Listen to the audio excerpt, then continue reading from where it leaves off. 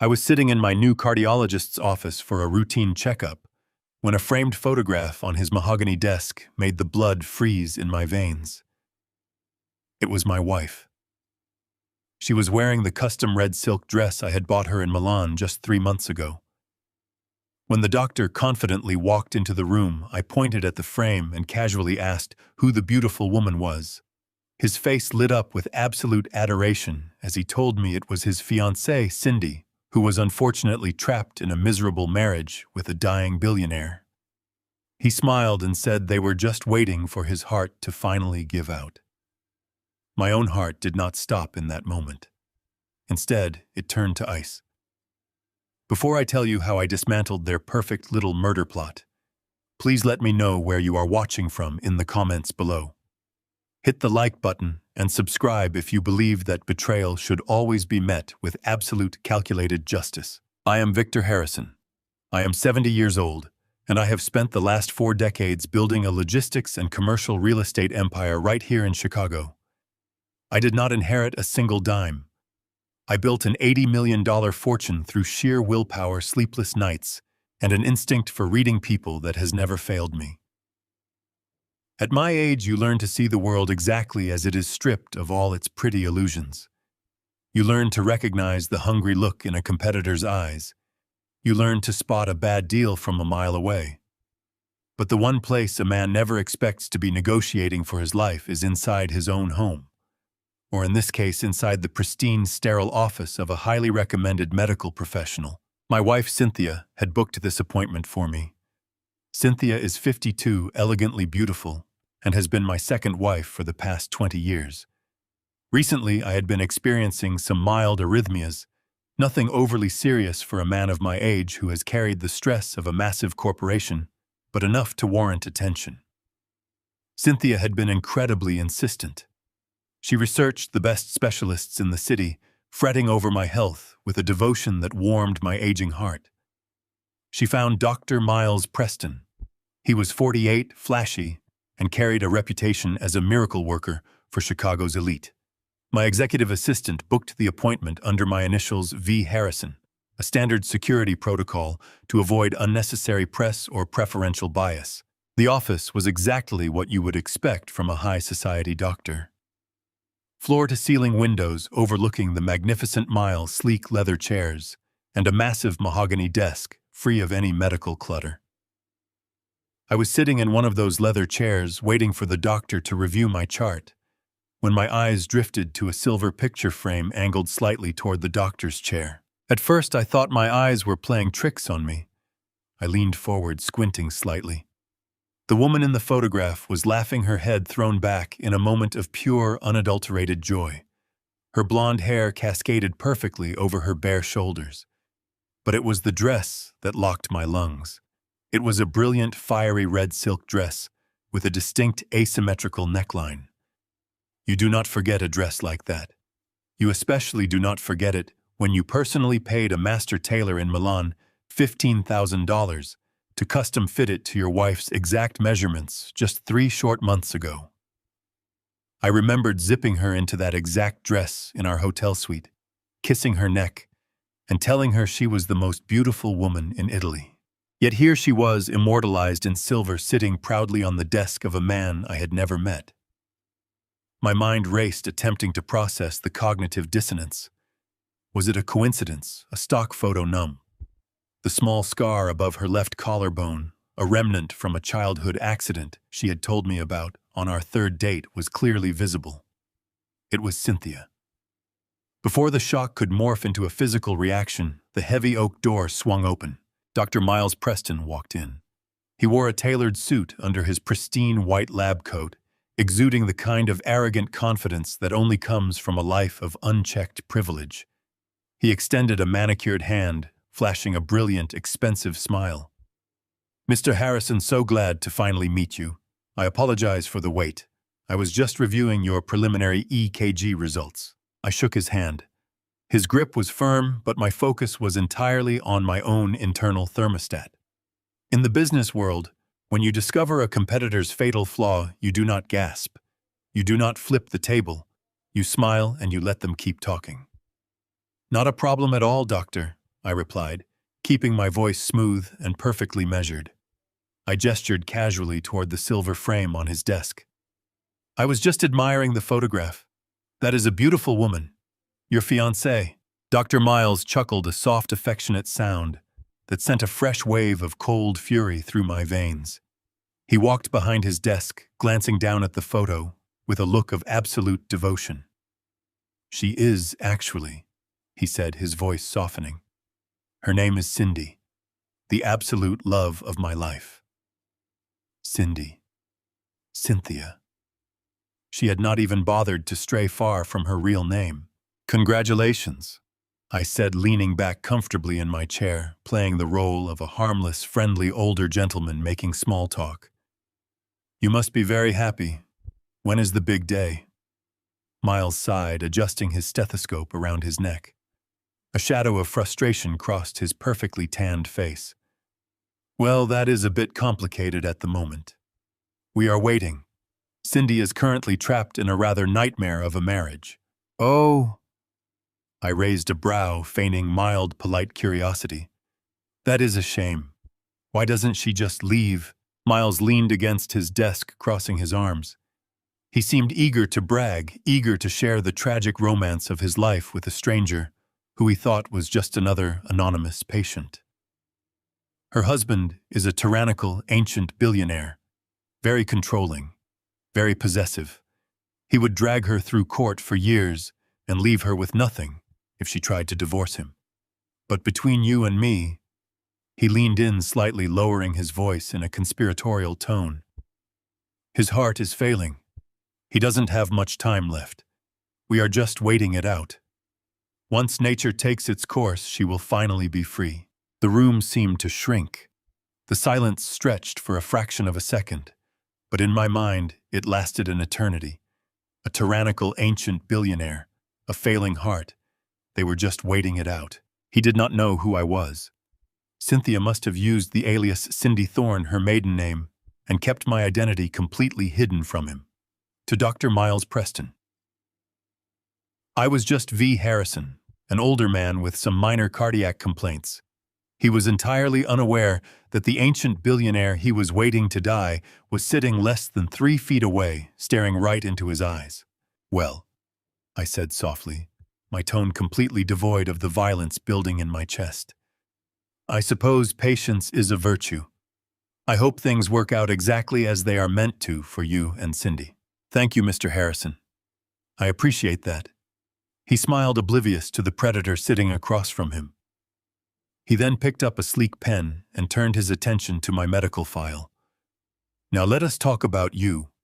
Your EKG shows some mild irregularities. Nothing we cannot manage, but given your age, we need to be proactive. He opened a drawer and pulled out a small amber prescription bottle, sliding it across the polished wood toward me. I am prescribing a new medication for you. Miles continued, his tone shifting back to professional medical authority. It is highly effective for regulating arrhythmias like yours. I want you to take 1 pill every morning. It should stabilize your heart rate and prevent any sudden stress on your cardiovascular system. I picked up the amber bottle. It felt heavy in my hand. I looked at the neatly typed label with my name on it. Then I looked back at the photograph of my wife in the red Milanese dress. This was not just a prescription. This was the murder weapon. Cynthia had not just found me a doctor to manage my health. She had found a doctor who was highly motivated to see my heart stop beating. She had secured an accomplice who could prescribe a fatal cocktail under the guise of legitimate medical care, a man who could sign my death certificate without raising a single red flag. Take 1 every morning, I repeated slowly, gripping the bottle. Exactly. Miles nodded reassuringly. You might feel a bit fatigued the first few days as your body adjusts, but trust me, it is exactly what you need. I trust you completely, Doctor, I said, standing up. I slipped the bottle into the inside pocket of my tailored suit jacket. I will follow your instructions to the letter. Excellent. We will schedule a follow-up in a month to see how you are progressing. I look forward to it, I replied. I turned and walked out of the office, my posture perfectly straight, my pace steady. I did not run. I did not confront him. I stepped into the private elevator and pressed the button for the lobby. As the steel doors closed, sealing me in the quiet descent, the civilized, loving husband I had been for 20 years quietly died. In his place stood the man who had ruthlessly conquered the Chicago real estate market. My enemies were no longer in boardrooms. They were in my bed, and they were holding my prescription pad. They thought they were dealing with a clueless, dying old man. They had absolutely no idea the kind of war they had just started. The ride back to my penthouse overlooking Lake Michigan gave me 30 minutes to cage the fury burning inside my chest. I had spent my entire life evaluating risks, neutralizing threats, and acquiring assets. My home was supposed to be my sanctuary. Instead, I was walking back into a viper's nest. When the private elevator doors opened directly into our foyer, the scent of expensive lilies and Cynthia's signature perfume greeted me. She was standing by the floor-to-ceiling windows in the living room arranging a bouquet. She wore a pristine white blouse and cashmere trousers, the very picture of a devoted, elegant wife. I walked toward her, leaning slightly on my cane to maintain the illusion of the fragile old man she and her doctor so desperately wanted me to be. "Victor, darling," she cooed, walking over to kiss my cheek.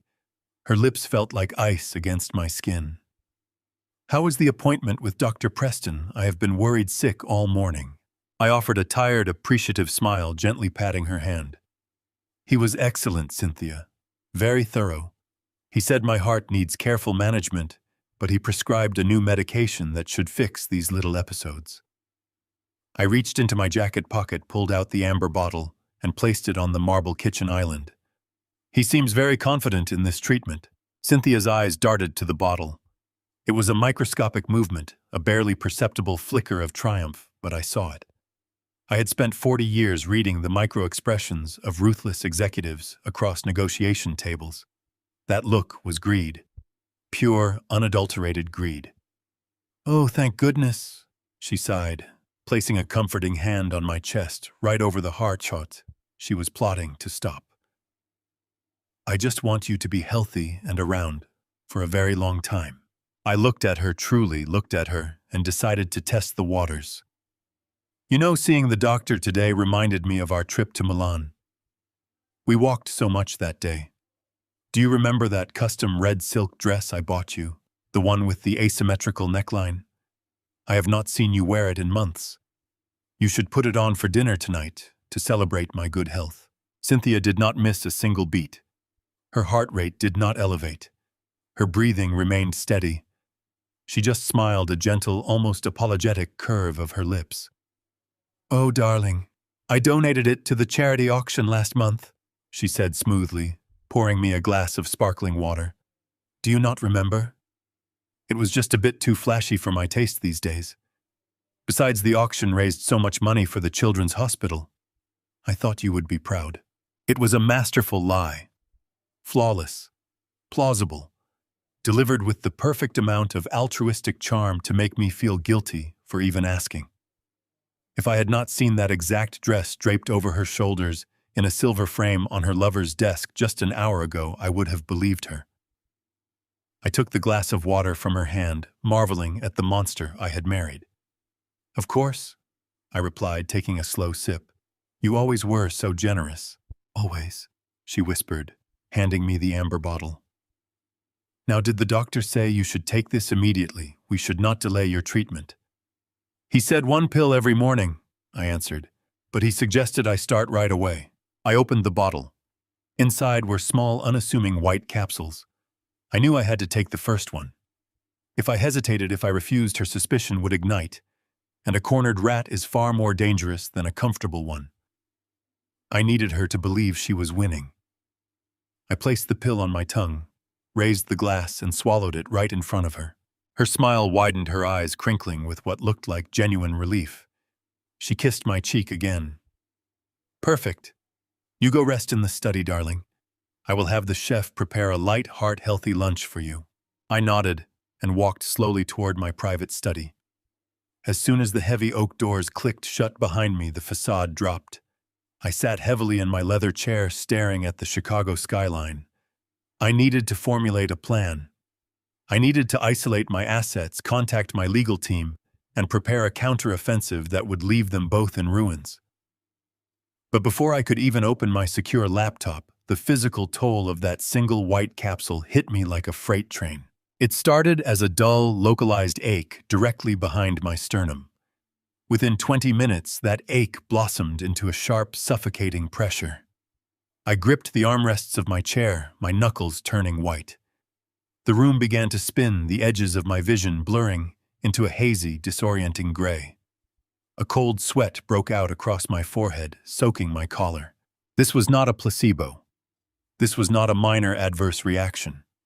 The doctor had given me a weapon disguised as medicine, a chemical cocktail designed to push an already stressed cardiovascular system straight off a cliff. My left arm went entirely numb, a terrifying heavy deadness that radiated from my shoulder down to my fingertips. My breathing became shallow and rapid. Every inhale felt like drawing broken glass into my lungs. I tried to stand to reach the hidden intercom under my desk that connected directly to my private security team, but my legs buckled. I collapsed back into the chair, clutching my chest. Panic, cold and primal, clawed at my throat. Was this it? Was I going to die right here in my study, surrounded by my wealth, murdered by a single pill on the very first day? I forced myself to breathe. In and out. Slow and measured. I refused to let Cynthia win this easily. I refused to give Dr. Miles Preston the satisfaction of signing my death certificate today. I dragged myself toward the lower drawer of my desk, my fingers fumbling with the biometric lock. Inside was a hidden compartment containing emergency medical supplies, including a potent vasodilator my previous actual doctor had given me for severe angina attacks. With trembling, unresponsive fingers, I managed to snap the small vial open. I placed the emergency pill under my tongue and slumped onto the floor, praying it would counteract whatever poison Preston had prescribed. For 10 agonizing minutes, I lay on the Persian rug, staring up at the ornate ceiling of my study, fighting a silent, invisible battle for my own life. Slowly, the crushing weight on my chest began to lift. The numbness in my arm receded to a dull tingle. My vision cleared. The emergency medication was working. I pulled myself up, exhausted, drenched in sweat, but alive. I walked over to the adjoining private bathroom and splashed freezing water on my face. I looked at my reflection in the mirror. I looked old, frail, and exactly like a man on the verge of a massive heart attack. The pill was designed to mimic the exact symptoms of natural heart failure. If I had died, there would be no poison detected on a standard toxicology screen. It would just be another tragic, inevitable end for an elderly billionaire. Cynthia would shed her beautiful, practiced tears at my funeral. She would wear black designer silk instead of red. She would inherit my $80 million empire, and she would spend it with the man who wrote the prescription. I dried my face with a towel. The physical pain in my chest was fading, replaced by a cold, calculating resolve. They had made their move. They had slipped the poison into my home and watched me swallow it. They thought the game was already over. I walked back to my desk and picked up the amber bottle. I dumped the remaining white pills onto the mahogany surface. I needed an independent toxicology report to prove exactly what these were, but I could never take another one.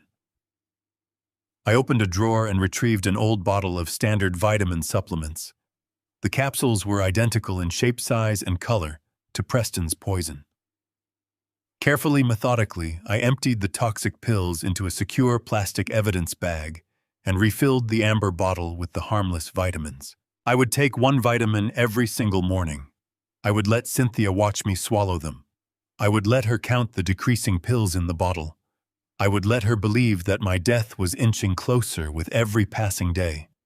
I needed her to feel perfectly safe, perfectly secure in her imminent victory, because while she was waiting for my heart to stop, I was going to systematically dismantle her entire world.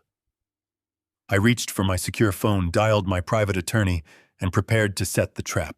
The next morning arrived with a suffocating, heavy silence. Though I swapped the toxic capsules for harmless vitamins, the memory of that first pill lingered. My muscles felt leaden. This war was a literal battle for my survival. I had to maintain the illusion of a rapid decline. If I appeared energetic, Cynthia would suspect something was wrong.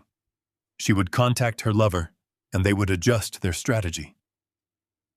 I could not afford to let them change the game board before I positioned my own pieces. I practiced a slight, deliberate tremor in my hands as I reached for my wooden cane. I allowed my shoulders to slump, mimicking a man whose heart was giving out. The hardest part was the psychological torment of sharing my sanctuary with a woman who wanted me in a coffin. In the kitchen, the smell of espresso filled the air. Cynthia was pouring coffee into my favorite mug. She wore a soft silk robe looking exactly like the devoted wife she had pretended to be for 2 decades.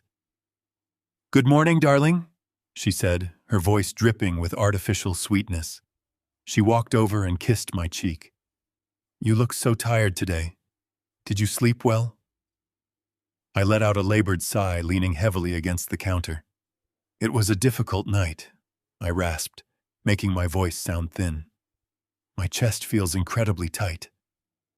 Cynthia's eyes widened in a flawless display of concern.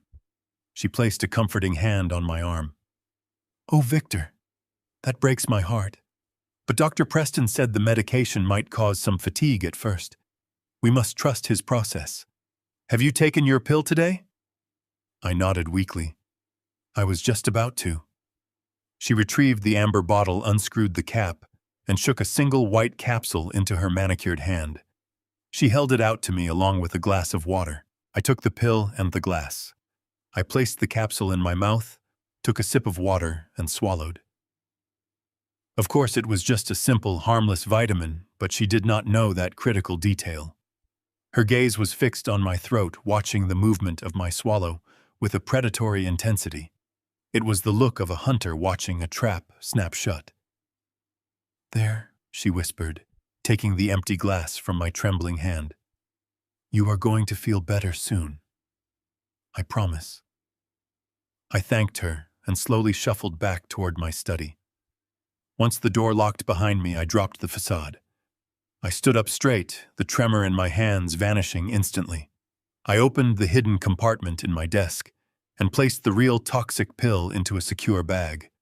I decided to palm the actual poison whenever possible, just in case she tried to personally administer a dose. Over the next few days, our routine became a macabre, theatrical performance.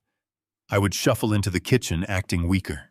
She would offer her fake sympathies and hand me a vitamin. I would swallow it, and she would smile. But the true depth of her darkness did not reveal itself until the 4th night. I was lying in bed, the room bathed in shadows. I had trained myself to sleep lightly, always listening for the sound of her footsteps. Around 2 in the morning, the heavy bedroom door creaked open. I kept my eyes closed, regulating my breathing into the deep, slow rhythm of a man sedated by a failing heart. I heard the soft rustle of her silk nightgown as she moved across the carpet. She walked directly to my nightstand, where the amber pill bottle sat under the dim glow of the city lights. I opened my eyes just a fraction of an inch, peeking through my eyelashes. Cynthia stood over me. The soft ambient light caught her face, and what I saw chilled me to the bone. There was no love in her expression. There was no pity. There was not even guilt. Her face was a mask of cold, calculating impatience. She reached out with a steady hand and picked up the amber bottle. The plastic rattled softly as she unscrewed the cap. She poured the contents into the palm of her hand, using her slender fingers to count the remaining white capsules. 1, 2, 3, 4. She performed a silent inventory of my impending death. She was verifying that the count was decreasing at the correct rate, ensuring that I was marching steadily toward the grave she and her lover had dug for me. She poured the pills back into the container and tightened the lid with a sharp twist. She set the bottle back on the polished wood, exactly where she had found it. Then she leaned down, her face hovering just inches above mine. I could smell the expensive night cream on her skin. I felt the faint warmth of her breath against my cheek. I kept my breathing slow, my muscles completely relaxed, suppressing every primal instinct that screamed at me to reach up and wrap my hands around her treacherous throat. "Not much longer now, you stubborn old fool," she whispered, her voice devoid of any human warmth. "Just let go, stop fighting it. Miles promised me it would be fast. You owe me this. You owe me everything." She stood up, turned around, and quietly slipped out of the room, leaving the door slightly ajar. The heavy silence returned to the bedroom, pressing down on me like a physical weight. I lay perfectly still in the dark, staring up at the vaulted ceiling, my mind burning with a terrifying absolute clarity. Until that exact moment, a foolish part of me harbored a shred of doubt. A tiny voice had whispered that perhaps I had misunderstood the photograph, that perhaps the toxic reaction to the first pill had been a tragic medical error, a terrible coincidence. I wanted to believe the woman I had slept next to for 20 years was not capable of premeditated murder, but that tiny hopeful whisper was truly dead now. Cynthia had killed it. She had stood over my vulnerable body and actively wished for my heart to stop. She was a predator, waiting for her prey to bleed out. The realization struck me with the force of a physical blow, wiping away the remnants of the husband I used to be. I was no longer a man dealing with a failing marriage. I was a man trapped in an active crime scene, sharing oxygen with my executioner. I slowly sat up in the cold darkness, throwing off the heavy duvet. The weakness was entirely gone, replaced by focused adrenaline. If she wanted me to die, I would give her a ghost. I would become an invisible, lethal force inside this penthouse. I reached out for my heavy wooden cane, not to lean on its supportive frame, but to grip it tightly in my fist like a deadly weapon. The gut feeling had evolved into absolute, unshakable certainty within my mind. It was finally time to stop playing a weak defense. It was time to start gathering the necessary ammunition I needed to destroy her treacherous world completely. The morning sun broke through the penthouse windows, casting long shadows. I remained in bed, listening to Cynthia preparing for her day. When she walked in, I deepened my breathing and allowed my shoulders to sag against the heavy pillows. I told her I was too exhausted to make it into the office. I explained my chest felt incredibly tight, and I needed rest. Her eyes gleamed with that same predatory excitement. She leaned down smoothly, pressing a rehearsed kiss against my forehead. She whispered she would cancel her luncheon to stay by my side, but I firmly insisted she go. I played the dying husband perfectly. With convincing reluctance, she agreed, promising to return by early afternoon. As soon as the front door clicked shut, I threw off the heavy covers. I locked my private study door and dialed my assistant. I instructed her to completely clear my schedule for 3 days, citing a minor illness. I made sure my voice sounded frail. Rumors of my declining health would reach Derek, feeding their false sense of absolute security. I retrieved the secure plastic evidence bag containing the toxic pills from my hidden desk compartment. I slipped it into my coat pocket, grabbed the keys to a nondescript gray sedan, and slipped out silently through the service elevator. I needed answers, but I could not use any medical facility within Chicago. My name carried entirely too much weight. A billionaire secretly checking his medication for poison would spark a media frenzy and alert Cynthia instantly. I drove south, leaving the towering glass and steel city behind me. My destination was an independent toxicology laboratory across the state line in Indiana.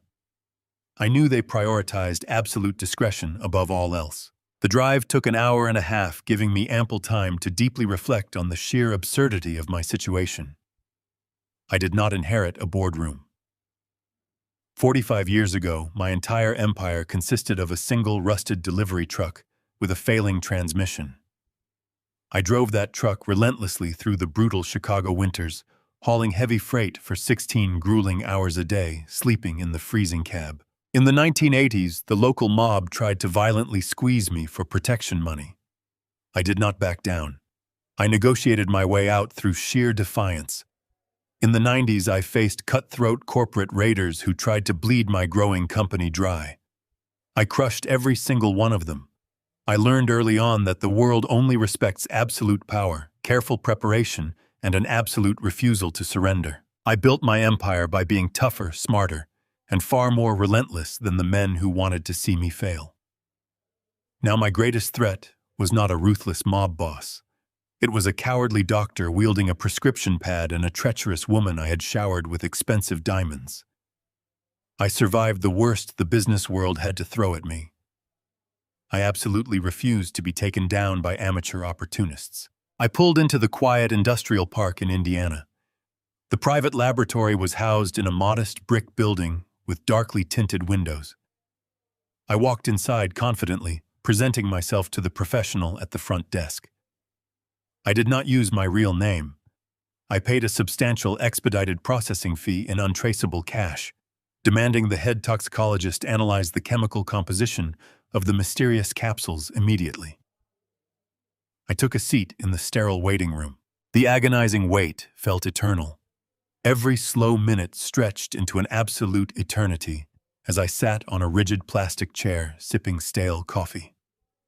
I focused my active mind on the complex logistics of my upcoming counterattack, treating this family betrayal exactly like a highly hostile corporate infiltration. After 3 tense hours, the double doors of the secure lab swung open. The head toxicologist, an older man with tired eyes and a stained white coat, walked toward me holding a thick manila folder. He asked me into his private office, his serious expression completely grave and unreadable. He sat down heavily behind his cluttered desk and deliberately opened the confidential file. He directly asked me where I had unfortunately obtained these specific capsules. I firmly told him it was a strictly personal matter of extreme confidentiality. He nodded slowly, fully respecting the boundary. He quietly told me that whoever had maliciously formulated these particular pills possessed a highly sophisticated, dangerous understanding of cardiovascular pharmacology. These were absolutely not traditional heart medications. They were not designed to gently regulate a mild arrhythmia.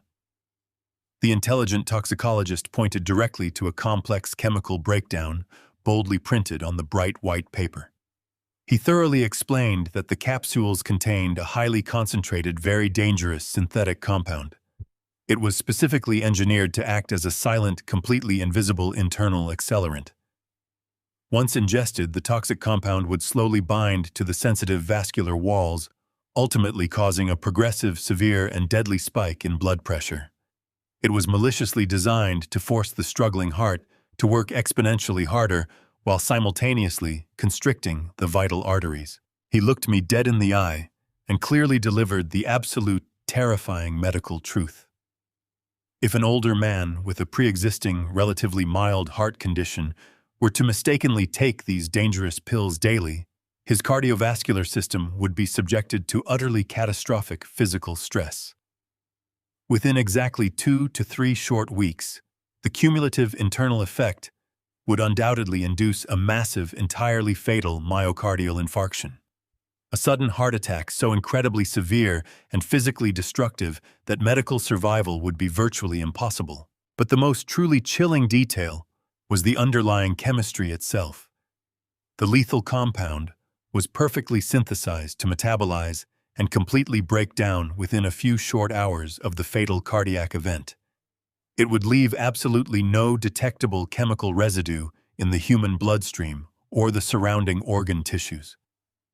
If I had actually died, a standard post-mortem medical autopsy would show absolutely nothing out of the ordinary.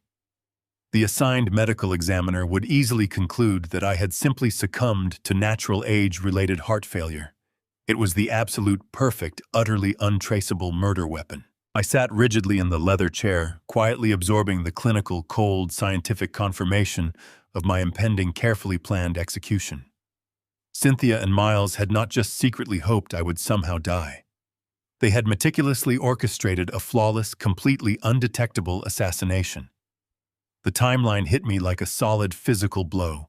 Within exactly 2 to 3 weeks, the smart toxicologist had said, "If I had unknowingly swallowed that very first pill yesterday and foolishly continued the dangerous regimen, I would be completely dead before the end of the current month." I sincerely thanked. The scientist took the official lab report and walked directly back out to my waiting car. The midday sun felt strangely cold against my skin. I tossed the thick manila folder onto the empty passenger seat The lingering gut feeling was entirely gone forever. I now physically held the undeniable concrete scientific proof of their treacherous murder plot right in my hands. I was officially a marked man, but they had fundamentally miscalculated their exact timeline. They arrogantly thought I was a fragile, clueless victim, waiting quietly for the bitter end. They did not realize that I had just effectively weaponized their entire conspiracy against them. I started the powerful engine tightly gripping the steering wheel as a cold, deeply calculating fury washed completely over my mind. The defensive phase of this brutal war was officially over. It was time to start setting traps. On the third evening of this newly established surveillance operation, I finally locked myself inside my private study under the pretense of intense, overwhelming fatigue. The heavy, solid oak doors effectively sealed me in complete, comforting silence, away from the constant, watchful eyes of my treacherous wife. I slowly sat down at my massive, custom-built wooden desk and deliberately opened my highly encrypted laptop.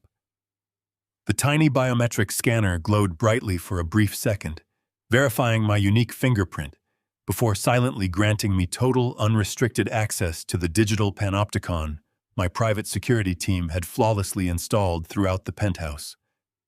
I took a very slow, incredibly deep breath, mentally bracing my aging mind for the disgusting, painful reality I was about to actively consume.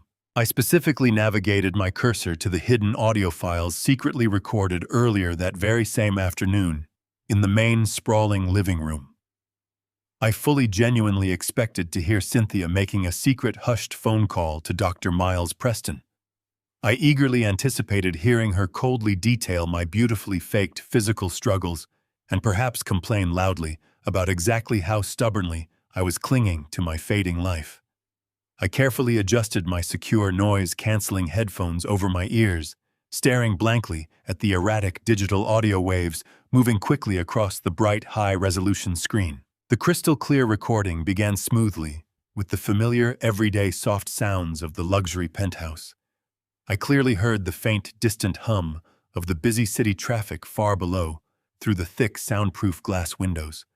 I heard the steady, rhythmic ticking of the antique grandfather clock, standing proudly in the marble hallway. Then the heavy front door suddenly opened loudly and clicked shut with a sharp, echoing thud. Heavy, remarkably hurried footsteps echoed rapidly across the polished marble foyer. It was absolutely not the confident, smooth, arrogant stride of a wealthy elite cardiologist.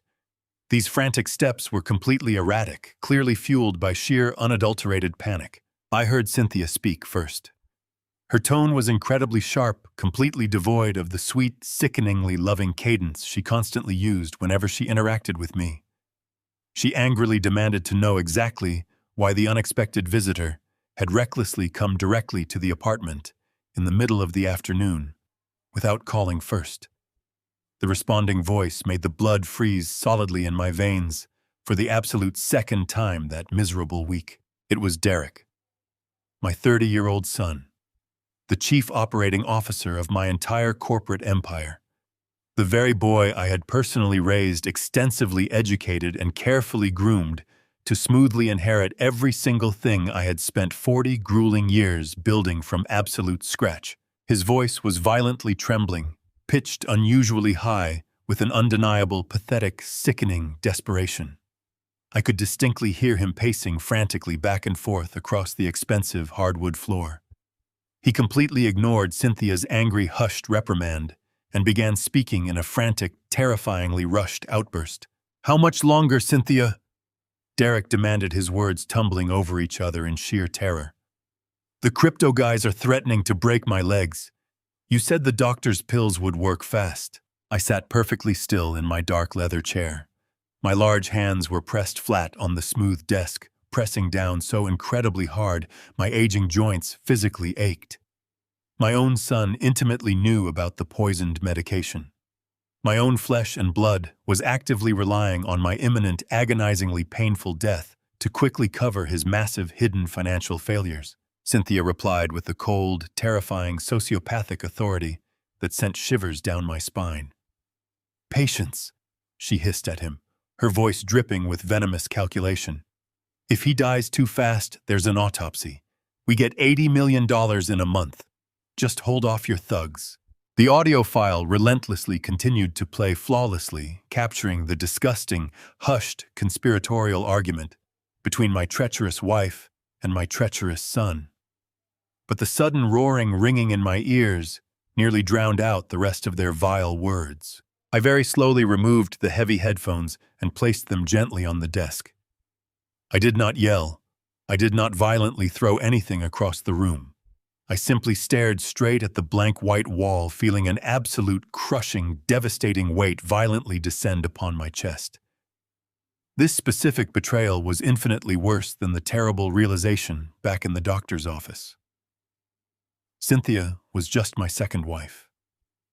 We had shared 20 long years, but she was still essentially an outsider who had grown dangerously, murderously greedy. But Derek was my actual legacy. I had joyfully held him in the hospital delivery room the day he was born. I had patiently taught him how to ride a bicycle in the public park. I had proudly watched him graduate with honors from a prestigious business school, genuinely believing I had successfully raised a strong, highly capable, honorable man.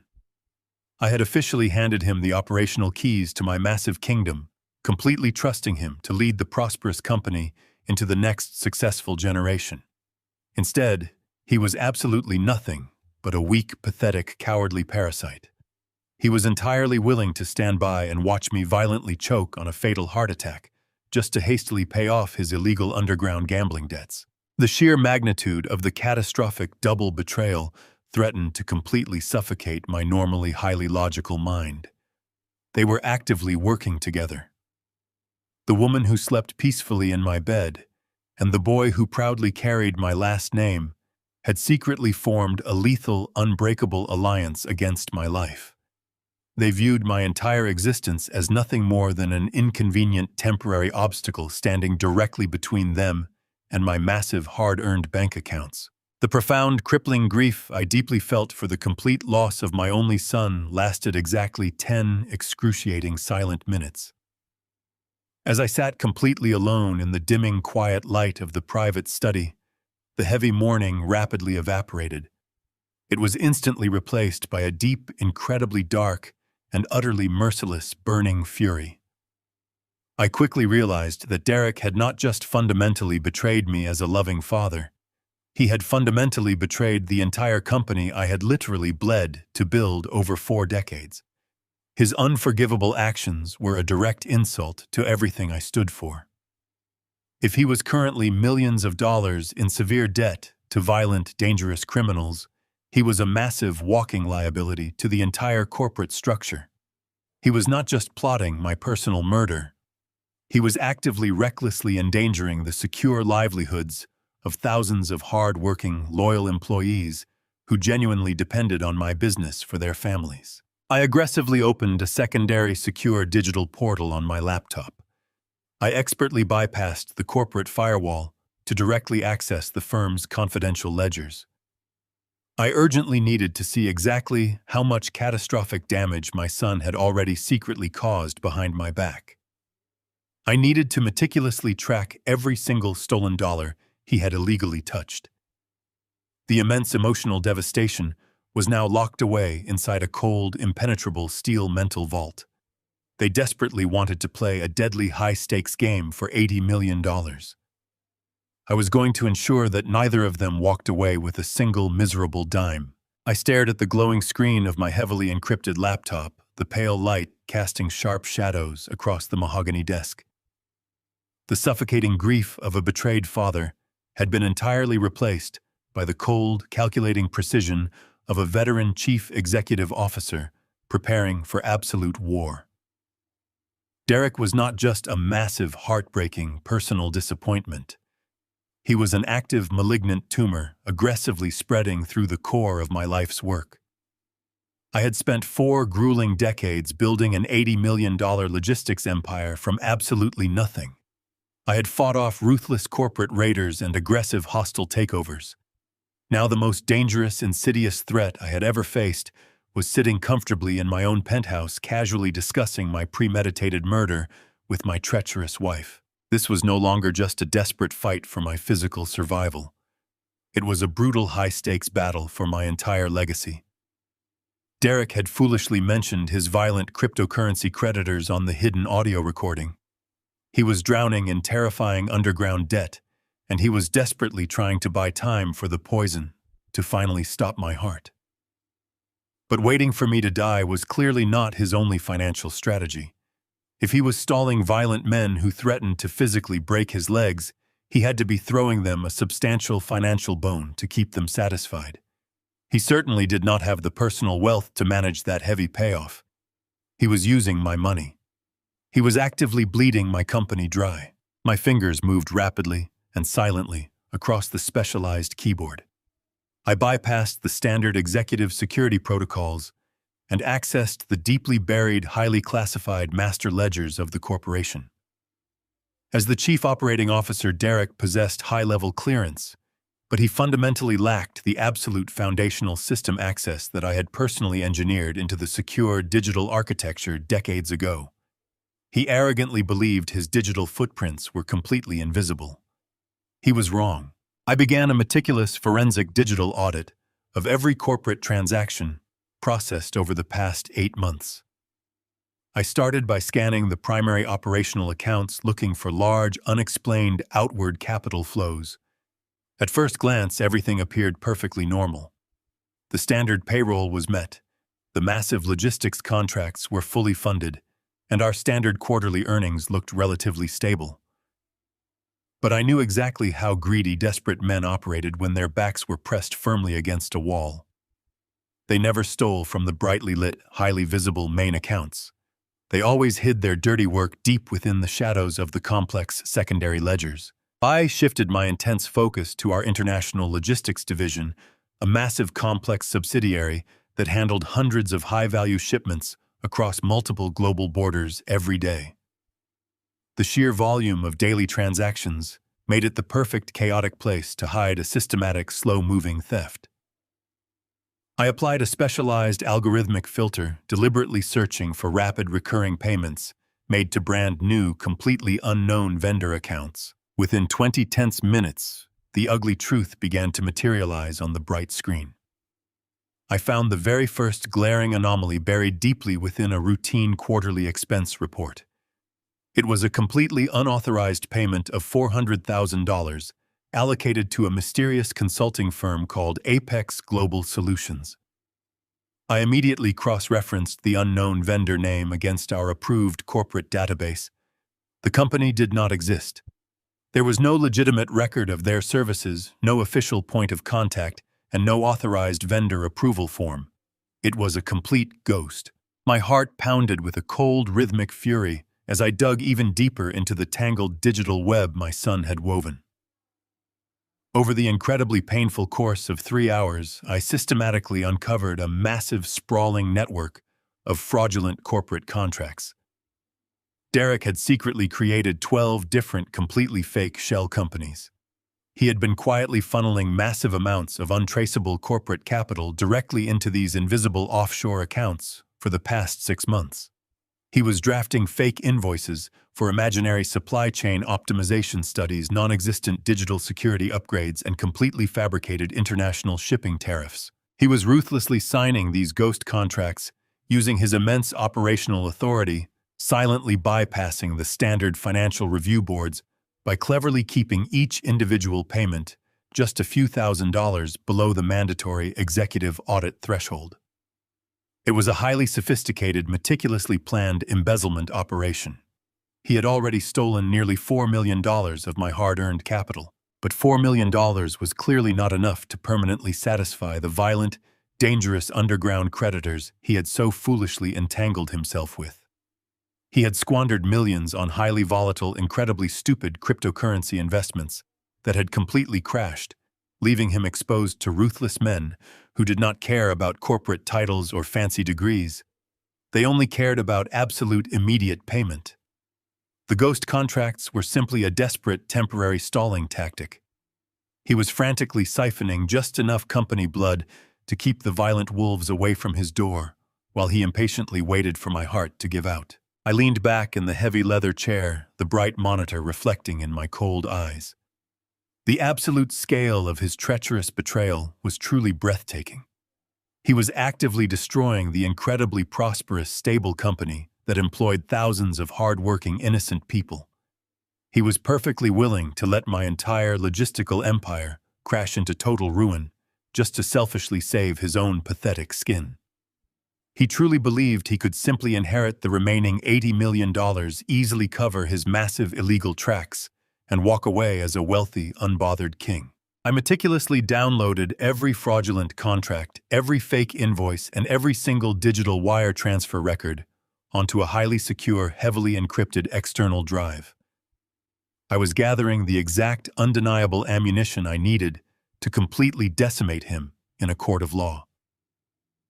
But simply sending my only son to federal prison for massive corporate fraud was no longer a sufficient punishment. It was entirely too quick. It was entirely too easy. He had deliberately conspired with my wife to murder me in cold blood. He had actively cheered for my agonizing death. I needed him to suffer absolute destruction. I needed to expertly string him along, making him genuinely believe his incredibly vile, murderous plan was working flawlessly. I had to continue playing the weak, dying old man, coughing pathetically in the living room, while I secretly dismantled his entire life behind the heavy oak doors of my study. I reached back into the secure system and silently placed highly advanced invisible tracking algorithms on every single one of his fraudulent shell accounts. The very next time he desperately tried to move a single stolen penny to his violent creditors, I would know it instantly. The digital clock on my laptop displayed 4 a.m. The sprawling penthouse was silent, but my mind was operating at a terrifying, brilliant speed. I closed the laptop and placed the encrypted drive into my hidden safe. I stood up, gripping my wooden cane, preparing to step back out onto the brightly lit stage. The sun would be rising soon, and I needed to be ready to greet my treacherous wife and my murderous son with a frail, dying smile. The morning sun cast a cold glare across the penthouse. I emerged from my bedroom, leaning on my wooden cane, my hands trembling with practiced precision. Cynthia was in the kitchen, sipping espresso. Derek was sitting at the island, casually eating toast as if he had not just plotted my murder. I offered them both a frail, dying smile. Derek looked at me with fake concern, asking how I felt. I rasped that my chest was a cage of pain, and I urgently needed to get my affairs in order. I retreated to the living room and dialed Mitchell Crawford. He was my bulldog attorney, a ruthless, brilliant legal mind who had defended my corporate empire for 2 decades. I told him to cancel his appointments and come directly to the penthouse. I said it was a matter of life and death. I needed his secure laptop and a portable printer. While waiting, I reviewed the placement of the hidden audio transmitters the security team had installed. One sat directly above the seating area in my study, perfectly positioned to capture every single syllable spoken. I needed Cynthia and Derek to hear exactly what I was about to do. I needed them to believe their sinister timeline was aligning perfectly with my own terrified paranoia. Mitchell arrived an hour later, carrying his heavy leather briefcase. His sharp eyes took in my weakened posture and the wool blanket draped over my legs. He followed me into the study, closing the heavy oak doors behind us. I did not bother turning on the white noise generator I usually used for legal discussions. I wanted this entire conversation broadcast loud and clear. I sank into my leather chair and let out a long, ragged sigh. "Mitchell," I said, pitching my voice to carry a heavy, undeniable fear. "My heart is giving out. The doctors are not optimistic. I can feel my physical body failing me with every single beat. I need a new will drafted immediately, right here, right now." Mitchell frowned, pulling a yellow legal pad from his briefcase. He reminded me that we had just updated my estate plan 6 months ago, setting up a complex trust that heavily restricted Derek's access to the capital and explicitly outlined a pending divorce settlement for Cynthia. "Burn that old document," I commanded, raising my voice to ensure the hidden microphone caught the absolute desperation in my tone. "I do not have time for trusts or restrictions. I want them taken care of immediately. Draft a new document. I want 100% of my assets, all corporate voting rights, the logistics empire, the offshore accounts, and this entire real estate portfolio split straight down the middle. Exactly 50% to my devoted wife Cynthia, and exactly 50% to my son Derek. Mitchell stared at me as if I had completely lost my mind. He leaned across the mahogany desk, lowering his voice. He asked me if I was absolutely certain, reminding me of Derek's reckless financial history and Cynthia's highly questionable loyalty. He urged me to carefully reconsider, to protect the vital corporate voting rights, to ensure the company survived my passing. I slammed my fist onto the desk, a sudden burst of manufactured anger, to sell the absolute panic of a dying man. "Do not argue with me, Mitchell," I shouted, my voice cracking perfectly. "I am dying. They are my only family. They are the only ones taking care of me in my final days. I want them to have absolute, unrestricted control the second my heart completely stops. Print the draft right now." Mitchell shook his head slowly, clearly disturbed by my sudden, irrational, emotional state. But he was my attorney, and he respectfully followed my direct orders. He opened his laptop, connected the small portable printer, and began typing rapidly. For 20 minutes, the only sound in the private study was the rapid clicking of his keyboard and my incredibly labored breathing. Finally, the printer whirred to life, spitting out crisp white pages of complex legal jargon that effectively surrendered my entire life's work to the two greedy monsters who actively wanted me dead.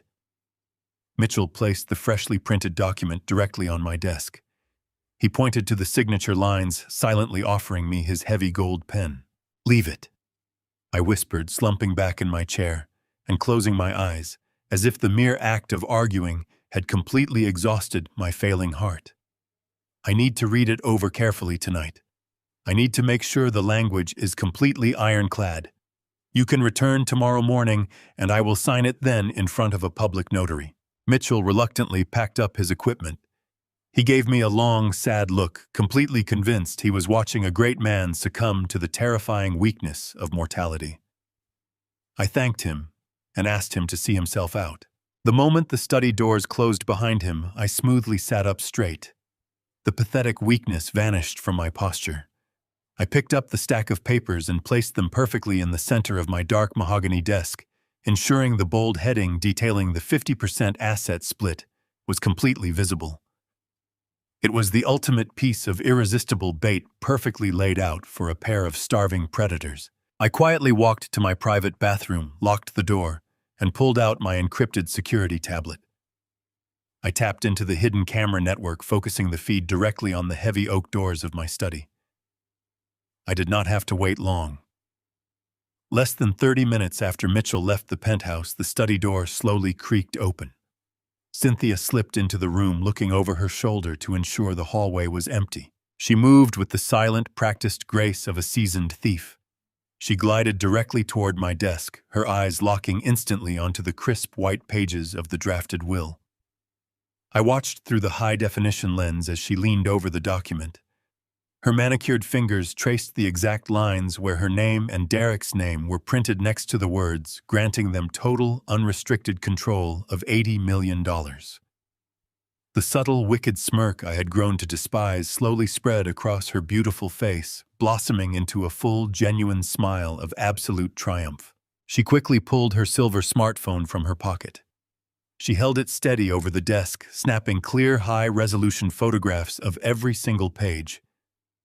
She was undoubtedly sending those images straight to Derek and Dr. Miles, providing them with absolute proof that their vile conspiracy was working perfectly. They had successfully terrorized me into handing over the entire kingdom just moments before my expected execution. I watched her slip back out of the study, completely unaware that she had just swallowed a massive hook. They thought they had finally won the war. They thought the massive fortune was already sitting securely in their bank accounts. They would drop their guard now. They would become incredibly arrogant, comfortable, and incredibly careless. And that was exactly when I would strike, tearing their false victory away and burying them under the crushing weight of their monumental greed. I waited quietly in the master bathroom for a full hour before returning to my private study. The heavy oak doors were firmly shut exactly as I had left them.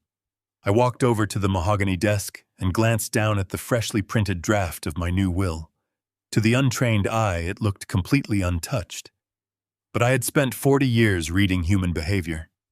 I could practically feel the toxic residue of Cynthia hovering over the crisp, white pages. She had taken the bait perfectly. I sat down in my leather executive chair and unlocked my secure, encrypted laptop. I brought up the master dashboard for the hidden surveillance web. I fully expected to intercept a celebratory conference call. I assumed she would immediately dial my treacherous son and her murderous cardiologist to boast about their imminent financial victory. I put on my secure noise-canceling headphones, preparing to listen to them gleefully divide my $80 million empire. I located her live video feed. She was pacing back and forth inside her massive custom closet surrounded by designer dresses I had purchased for her. She raised her silver smartphone to her ear. The ringing tone echoed softly through the hidden microphone embedded in the ceiling fixture. A deep professional male voice answered on the second ring. It was not the familiar arrogant tone of Dr. Miles Preston.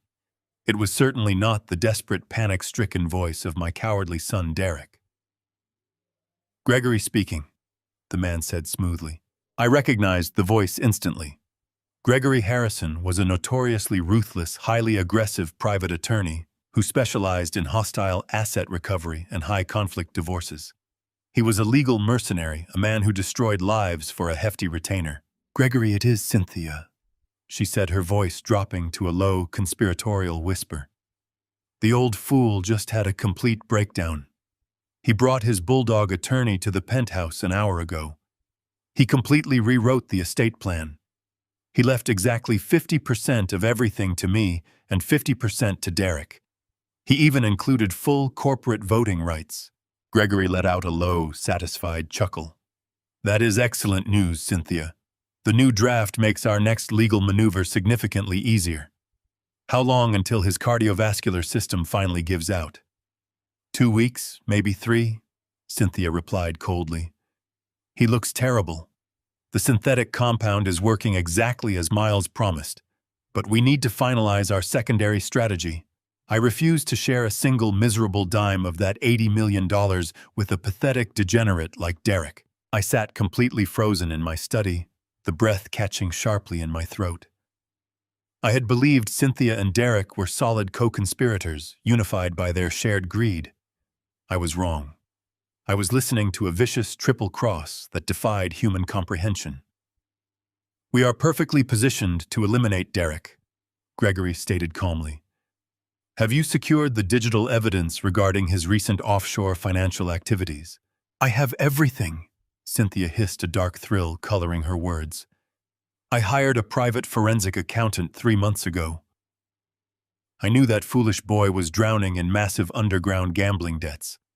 I let him panic. I watched him create those 12 fake shell companies. I let him sign those ghost contracts using Victor's forged signature. I have complete, undeniable proof that Derek embezzled nearly $4 million directly from the logistics empire." My mind reeled. Cynthia had known about the corporate theft all along. She had actively allowed my company to bleed out because it served her ultimate purpose. "Perfect," Gregory replied. "The moment Victor passes away and the new will is officially executed, I will anonymously trigger a massive federal audit of the Logistics Corporation. We will hand the entire file over to the federal authorities. Derek will be instantly indicted for massive corporate fraud, embezzlement, and money laundering.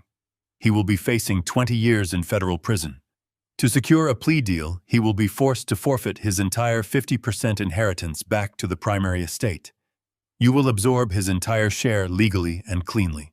Cynthia laughed softly, a terrifying sound that echoed clearly through my headphones. "He is such a stupid, arrogant boy. He actually thinks we are partners. He actually thinks I am going to help him pay off his violent cryptocurrency thugs, let him rot in a federal cell."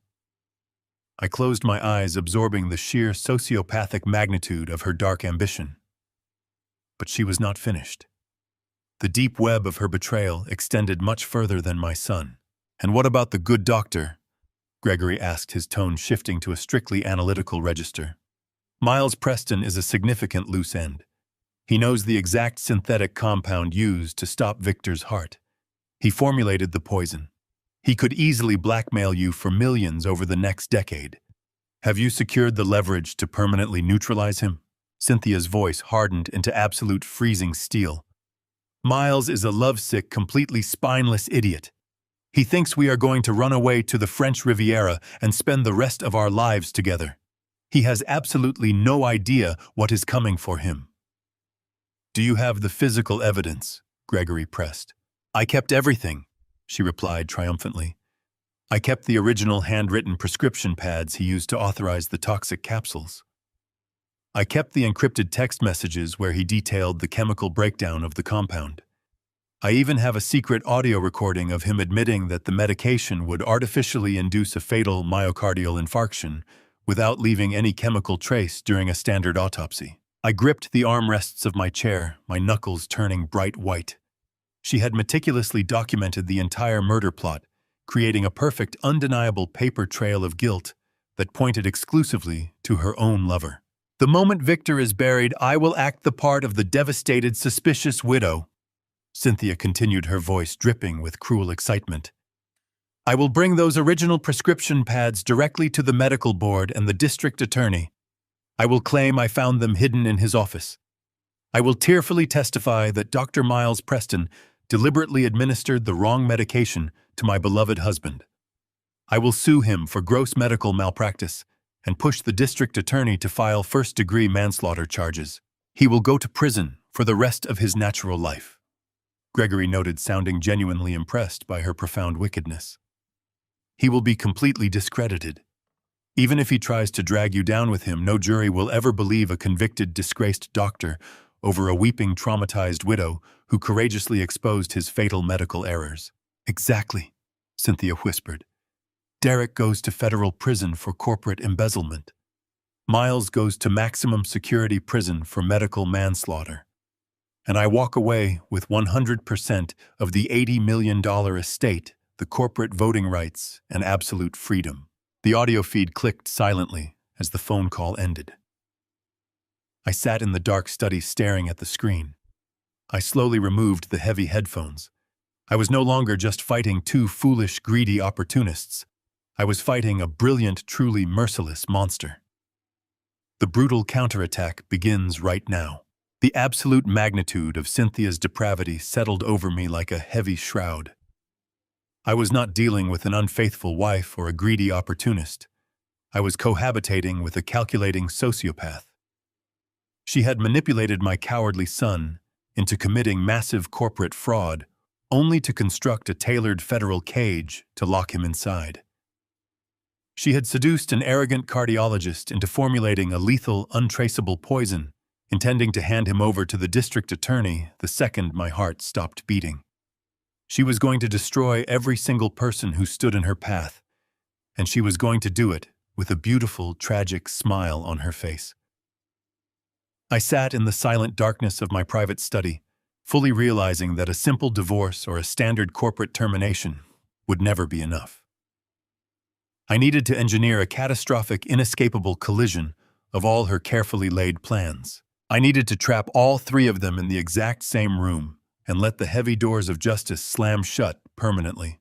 The following morning, I contacted my bulldog attorney, Mitchell Crawford. I told him to completely disregard the fake will.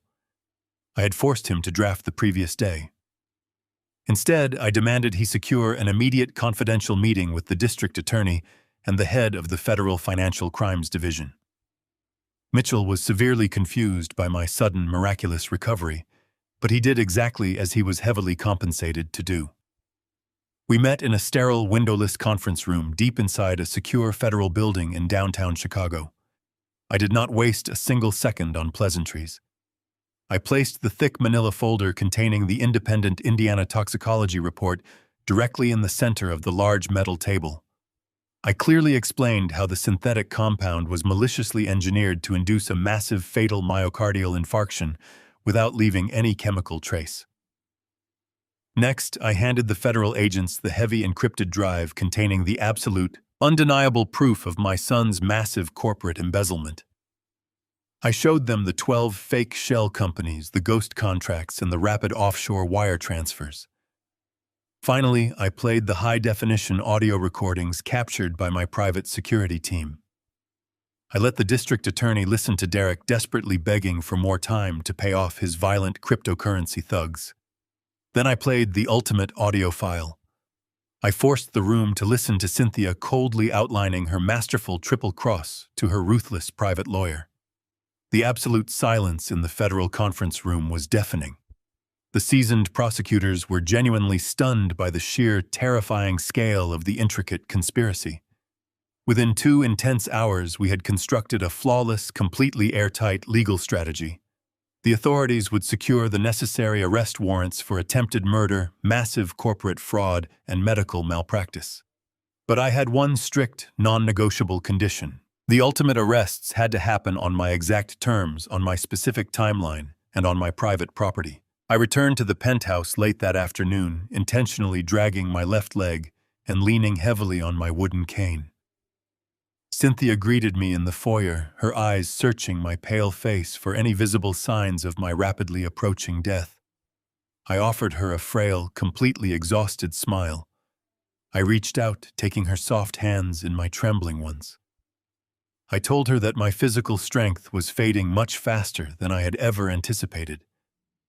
I rasped that my time was incredibly short, but before I passed away, I wanted to experience one final beautiful evening, surrounded by the people I loved. I informed her that I was hosting a grand formal dinner party at the penthouse that very weekend. It would serve as a joint celebration of our 20th wedding anniversary and the official announcement of my complete permanent retirement from the logistics empire. Cynthia's eyes widened in a fleeting moment of genuine shock. She quickly tried to gently dissuade me, cooing that such a massive event would be far too physically taxing for my failing heart. But I remained absolutely resolute, playing the stubborn, dying patriarch to absolute perfection. I insisted that the catering be flawless, the champagne be vintage, and the guest list be strictly limited to our intimate inner circle. My first required target was my treacherous son. I summoned Derek to the penthouse living room the next morning. He stood near the floor-to-ceiling windows, shifting nervously from foot to foot, clearly terrified that his violent creditors were closing in on him. I looked up at him from my velvet armchair, deliberately making my breathing sound shallow and heavily strained. I told him that his reckless behavior was entirely forgiven. I lied and said that I finally recognized his true corporate brilliance. I firmly demanded his absolute presence at the upcoming anniversary dinner, strongly implying that I would be officially signing the final transition documents, handing him total unrestricted control of the $80 million corporation in front of the assembled guests. The visible wave of intense, desperate relief that washed over his pale face was truly sickening to witness. He eagerly promised to be there, entirely convinced that his immediate financial salvation was finally within his greedy grasp. The final, most crucial piece of my elaborate trap required absolute finesse. While Cynthia was arranging fresh flowers in the kitchen, I loudly dialed Dr. Miles Preston on speakerphone. The cardiologist answered with his usual arrogant, smooth, professional tone. I projected a deep, trembling vulnerability into my aging voice. I told the good doctor that his prescribed medication had severely drained my energy, but I was incredibly grateful for his dedicated, unwavering care. I insisted that he attend the formal anniversary dinner as my special, highly honored VIP guest. I loudly proclaimed that I wanted to publicly toast the brilliant medical mind who was working so tirelessly to manage my failing heart. Cynthia froze completely still by the marble kitchen island. The heavy crystal vase in her hands trembled visibly. The absolute last thing a calculating murderer wants is for all of her intended victims and secret accomplices to be gathered together in the exact same brightly lit room. She urgently stepped forward desperately, trying to interject, trying to subtly signal her secret lover to decline the dangerous invitation. But Dr. Miles Preston possessed an ego entirely too massive for his own good. He greedily absorbed my fake, lavish praise. He smoothly accepted the invitation, promising to bring his finest bottle of wine to celebrate my ongoing treatment. I ended the phone call and looked directly at my terrified wife. She was staring at me with wide, panicked blue eyes, unable to articulate a single coherent objection without exposing her own underlying guilt. The hidden cameras captured the cold sweat breaking out across her flawless forehead. She was officially trapped in my web. She had spent months meticulously planning my quiet, invisible murder. Now I had successfully forced her onto a brilliantly illuminated stage directly alongside the foolish son she planned to bankrupt and the arrogant doctor she planned to imprison.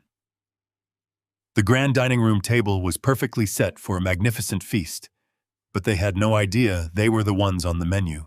The evening of our 20th anniversary arrived with a heavy storm brewing over the Chicago skyline. Rain lashed against the floor-to-ceiling windows of the penthouse, creating a rhythmic drumming that perfectly masked the profound, suffocating tension building inside the grand dining room. The mahogany table was set with our finest crystal and polished silver gleaming under the warm glow of the custom chandeliers. I knew those same chandeliers were currently broadcasting every single sound directly to a secure digital server monitored by federal agents. I stood in the marble foyer waiting for my honored guests to arrive. I had dressed in a sharply tailored dark charcoal suit. For the first time in 3 weeks, I did not lean on my heavy wooden cane. I left it resting against the wall, a discarded prop from a play that was rapidly coming to its final act. Cynthia emerged from the master suite wearing a stunning floor-length emerald gown. She had adorned herself with the diamond necklace I had purchased for her in Paris 10 years ago. She was the absolute picture of a loving, radiant hostess, completely oblivious to the federal trap closing tightly around her. She paused when she saw me standing tall and completely unsupported. A brief flicker of genuine confusion crossed her beautiful face. I smiled warmly and offered my arm, telling her that the excitement of the evening had miraculously given me a sudden burst of energy. She masked her unease with a tight smile, linking her arm through mine just as the private elevator doors chimed open. My son Derek was the first to step into the foyer. He looked like a man walking directly toward an execution squad. His expensive tuxedo hung loosely on his frame, his face pale and shining with a thin layer of cold sweat. His hands were shaking so violently he could barely manage to hand his damp overcoat to the waiting attendant. I greeted him with a firm, powerful handshake, pulling him close and patting his back with deliberate force. He flinched visibly. I knew exactly why he was terrified. His underground cryptocurrency creditors had undoubtedly given him a final brutal ultimatum. He was desperately waiting for me to announce my retirement and sign over the corporate assets tonight, completely unaware that those same assets were currently locked down by the government. A few moments later, Dr. Miles Preston arrived. He strode into my home with an unbearable, sickening arrogance. He wore a velvet dinner jacket and carried a rare, incredibly expensive bottle of vintage Bordeaux. He presented the wine to Cynthia with a lingering, deeply intimate gaze that made my blood run absolutely cold. He turned to me, his face arranging itself into a mask of solemn medical concern. He softly asked how I was managing the intense fatigue caused by my new heart medication. I looked him dead in the eye, my posture perfectly straight, my voice resonating with an undeniable booming strength. I told him that I had never felt more alive, more awake, or more incredibly focused in my entire life. Dr. Preston blinked, completely taken aback by my booming voice and steady gaze. He quickly recovered smoothly, suggesting that it was merely a temporary surge of adrenaline and strongly advising me not to overexert my fragile cardiovascular system. I laughed, a deep booming sound that echoed sharply off the marble walls, and confidently led the way into the grand dining room. I took my seat at the head of the long table. Cynthia sat to my immediate right, Derek to my left, and Dr. Preston directly across from me. We were an intimate, deadly circle of 4. The private chef began serving the first course, a delicate lobster bisque. I ate with a voracious, completely uninhibited appetite. I savored every single bite, scraping my bowl clean, while my three guests merely pushed the rich food around their expensive porcelain plates. Derek kept his smartphone resting directly on the table next to his crystal water glass. The screen illuminated every few minutes with incoming messages. Each bright flash made him visibly flinch. I calmly poured the vintage Bordeaux Dr. Preston had brought while ensuring every glass was perfectly full. I raised my own glass, demanding a toast to family, to health, and to the profound virtue of absolute loyalty. I took a long sip of the dark wine and set my glass down, fixing my gaze entirely on my sweating son. I casually noted how incredibly stressful the modern corporate world had become. I spoke in a smooth conversational tone about the dangerous pitfalls of reckless financial ambition. I mentioned how easily young, arrogant executives could drown in hidden, unmanageable debts if they engaged with the wrong underground elements. Derek dropped his heavy silver spoon. It clattered loudly against his porcelain bowl. He stared at me, his mouth opening and closing like a suffocating fish. He stuttered out a weak agreement, desperately grabbing his wineglass with both shaking hands and taking a massive gulp to hide his sheer terror. I smoothly shifted my intense gaze directly toward Dr. Miles Preston. I smiled politely and asked him about the heavy burden of medical responsibility. I wondered aloud how a highly educated, deeply trusted physician could peacefully sleep at night, knowing he held the absolute power of life and death in his hands. I casually pondered the severe moral implications of a doctor deliberately betraying his sacred oath to engage in completely poisonous, destructive relationships. I used the word poisonous very deliberately, letting it hang heavily in the quiet air between us. Dr. Preston shifted uncomfortably in his chair, his arrogant smirk faltering slightly.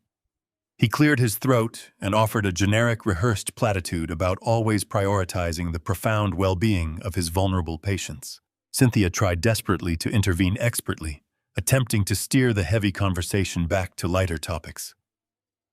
She cheerfully brought up our upcoming retirement plans, aggressively trying to force the evening back onto her meticulously orchestrated script. She nervously asked if I was still prepared to make my grand announcement after the main course was served. I turned my head and looked at the woman who had spent months plotting to murder me and subsequently frame her own lover to steal my entire fortune. I told her that I was absolutely prepared to reveal everything tonight. I promised her that this evening would involve a massive, unforgettable transition of power that would permanently alter all of our lives forever. The main course arrived, thick cuts of prime beef. I sliced my meat with aggressive, steady precision. I chewed slowly, reveling in the dread radiating from the three traitors. I casually mentioned a dark fable about wolves hiding in the clothing of sheep, patiently waiting for the old shepherd to fall asleep.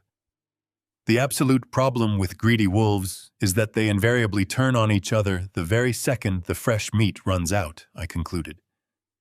I looked directly at Cynthia, allowing a cold smile to touch my lips.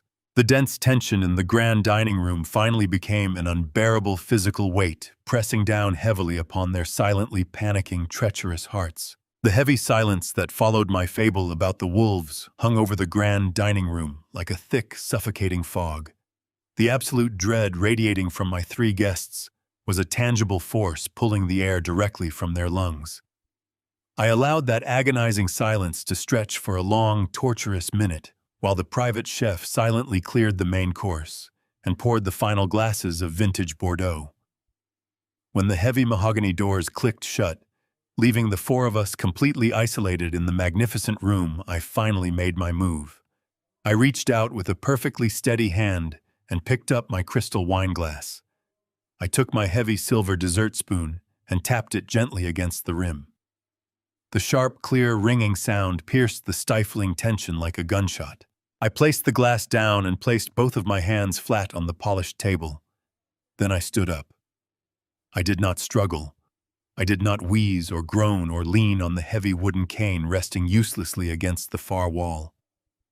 I rose to my full, imposing height, with the smooth, commanding strength of a man who had conquered the ruthless corporate world for 4 decades. The frail, dying old man they had been eagerly waiting to bury completely vanished in a single, terrifying instant. Derek dropped his gaze to his lap, his shoulders hunching defensively, as if anticipating a physical blow. Cynthia stared up at me, her beautiful face freezing into a rigid mask of absolute panic. Dr. Miles Preston merely blinked, his arrogant smirk melting into an expression of profound, unadulterated confusion.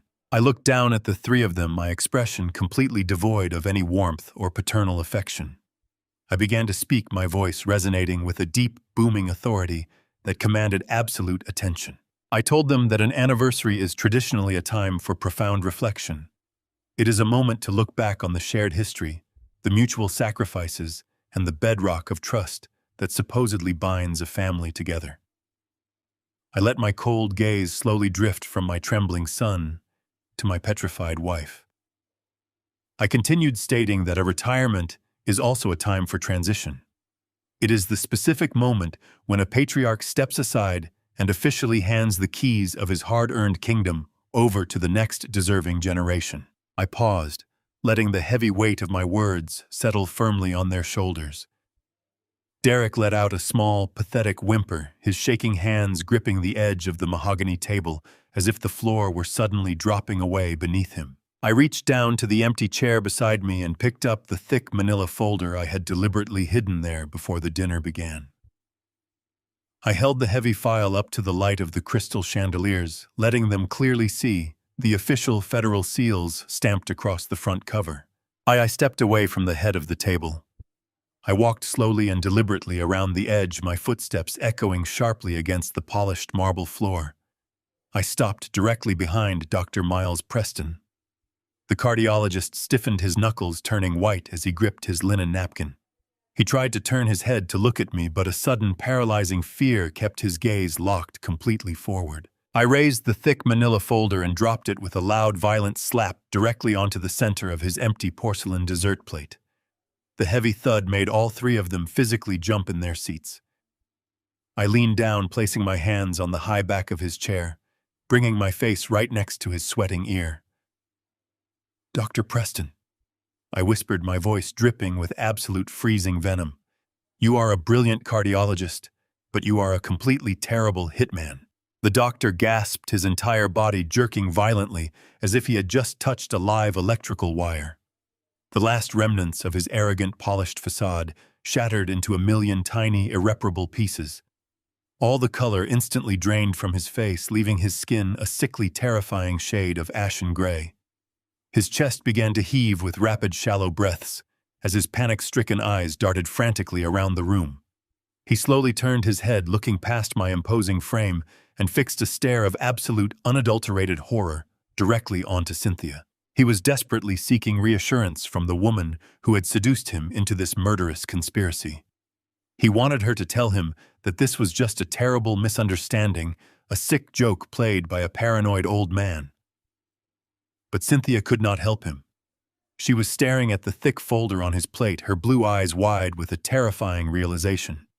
She knew exactly what I had discovered. I stood up straight, commanding the room once again. I gestured toward the folder sitting in front of the trembling cardiologist. I loudly announced that the document contained the comprehensive results of an independent, highly classified toxicology screen conducted in Indiana just 3 weeks ago. I detailed how the report flawlessly isolated the synthetic, untraceable compound he had secretly formulated to artificially induce a fatal myocardial infarction. I watched the absolute terror consume him as I casually recited the exact chemical breakdown of the poison he had so arrogantly assumed would never be discovered. Miles Preston began to shake uncontrollably. He tried to speak, but his throat was completely dry. He stammered out a pathetic, broken denial, claiming that I was completely insane, that he had only ever prescribed standard, highly regulated heart medication to manage my deteriorating condition. I laughed, a harsh, unforgiving sound that offered no mercy.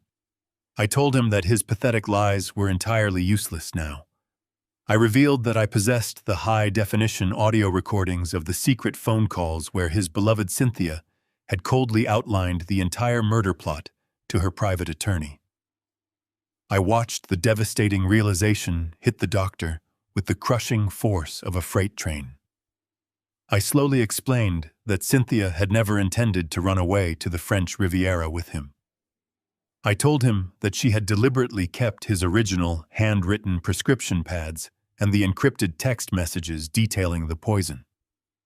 I announced to the entire table that her ultimate plan was to play the grieving, devastated widow, handing all of his incredibly damning evidence directly over to the district attorney the second my heart finally stopped beating. She was going to successfully sue him for gross medical malpractice and personally ensure he was convicted of first-degree manslaughter just to silence him forever. Miles Preston let out a choked, devastated sob.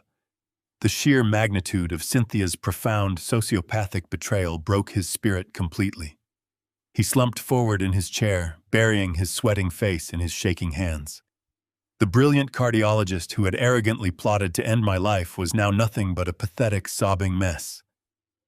He fully realized his entire future was completely destroyed by the very woman he loved.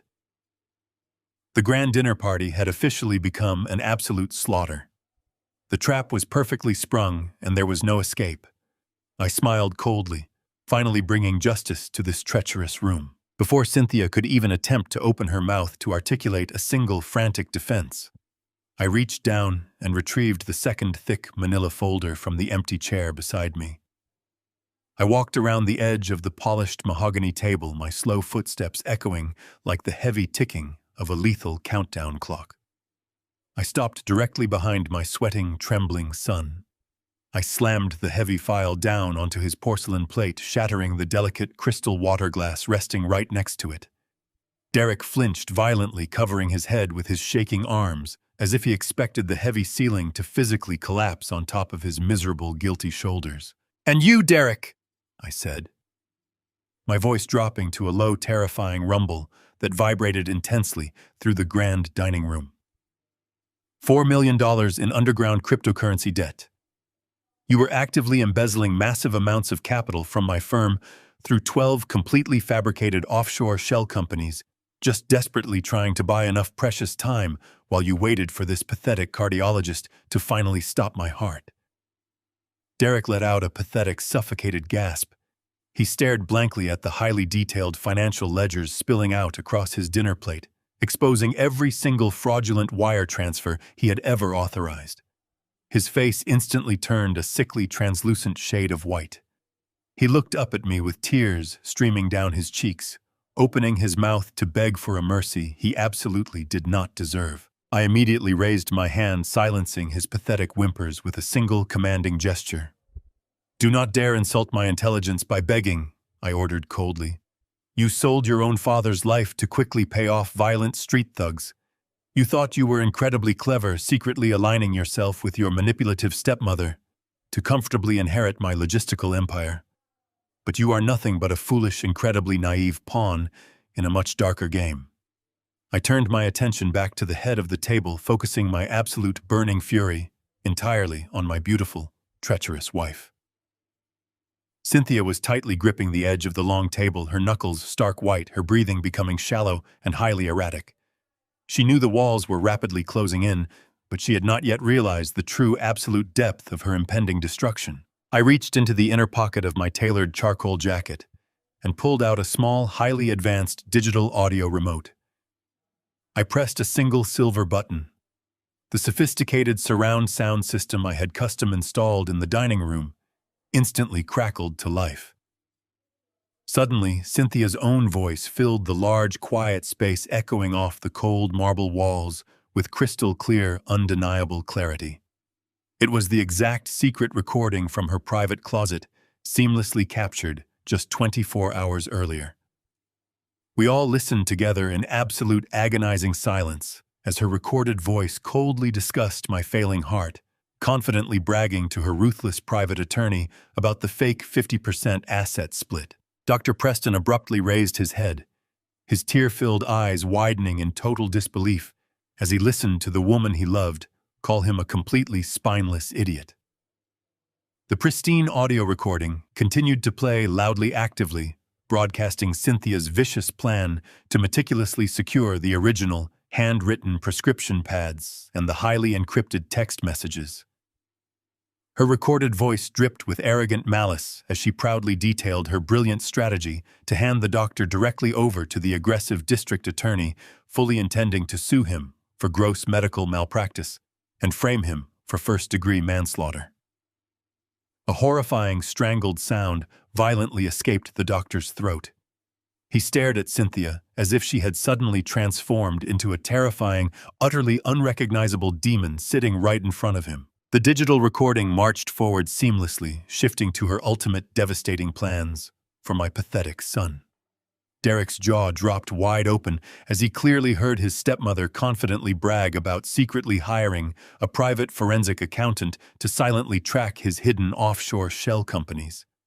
He listened to her joyful, highly triumphant laughter as she explicitly promised her mercenary lawyer that she would personally trigger a massive federal audit the very moment I was safely buried under the earth. "Let him rot in a federal cell," her recorded voice hissed through the hidden speakers, permanently destroying the fragile, deceitful alliance they had foolishly formed against me. The lengthy audio file finally ended with a sharp, heavy click, plunging the lavish dining room back into a thick, suffocating silence. I slowly walked back to the head of the long mahogany table standing over my completely paralyzed wife. "She was never going to run away to the French Riviera with you, Miles," I stated, my voice echoing with absolute authority. "She was going to perfectly frame you for my premeditated murder, specifically ensuring you spent the remainder of your natural life rotting inside a maximum security federal prison just to silence you forever. And you, Derek," I said, turning my piercing gaze to my hyperventilating son. "She had the federal fraud division on speed dial.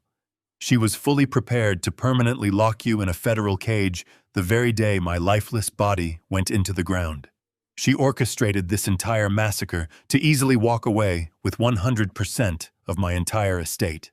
The profound shock hanging in the brightly lit room rapidly mutated into a volatile, incredibly explosive rage. Dr. Preston lunged aggressively forward with his trembling hands violently grabbing the sharp edge of the heavy wooden table.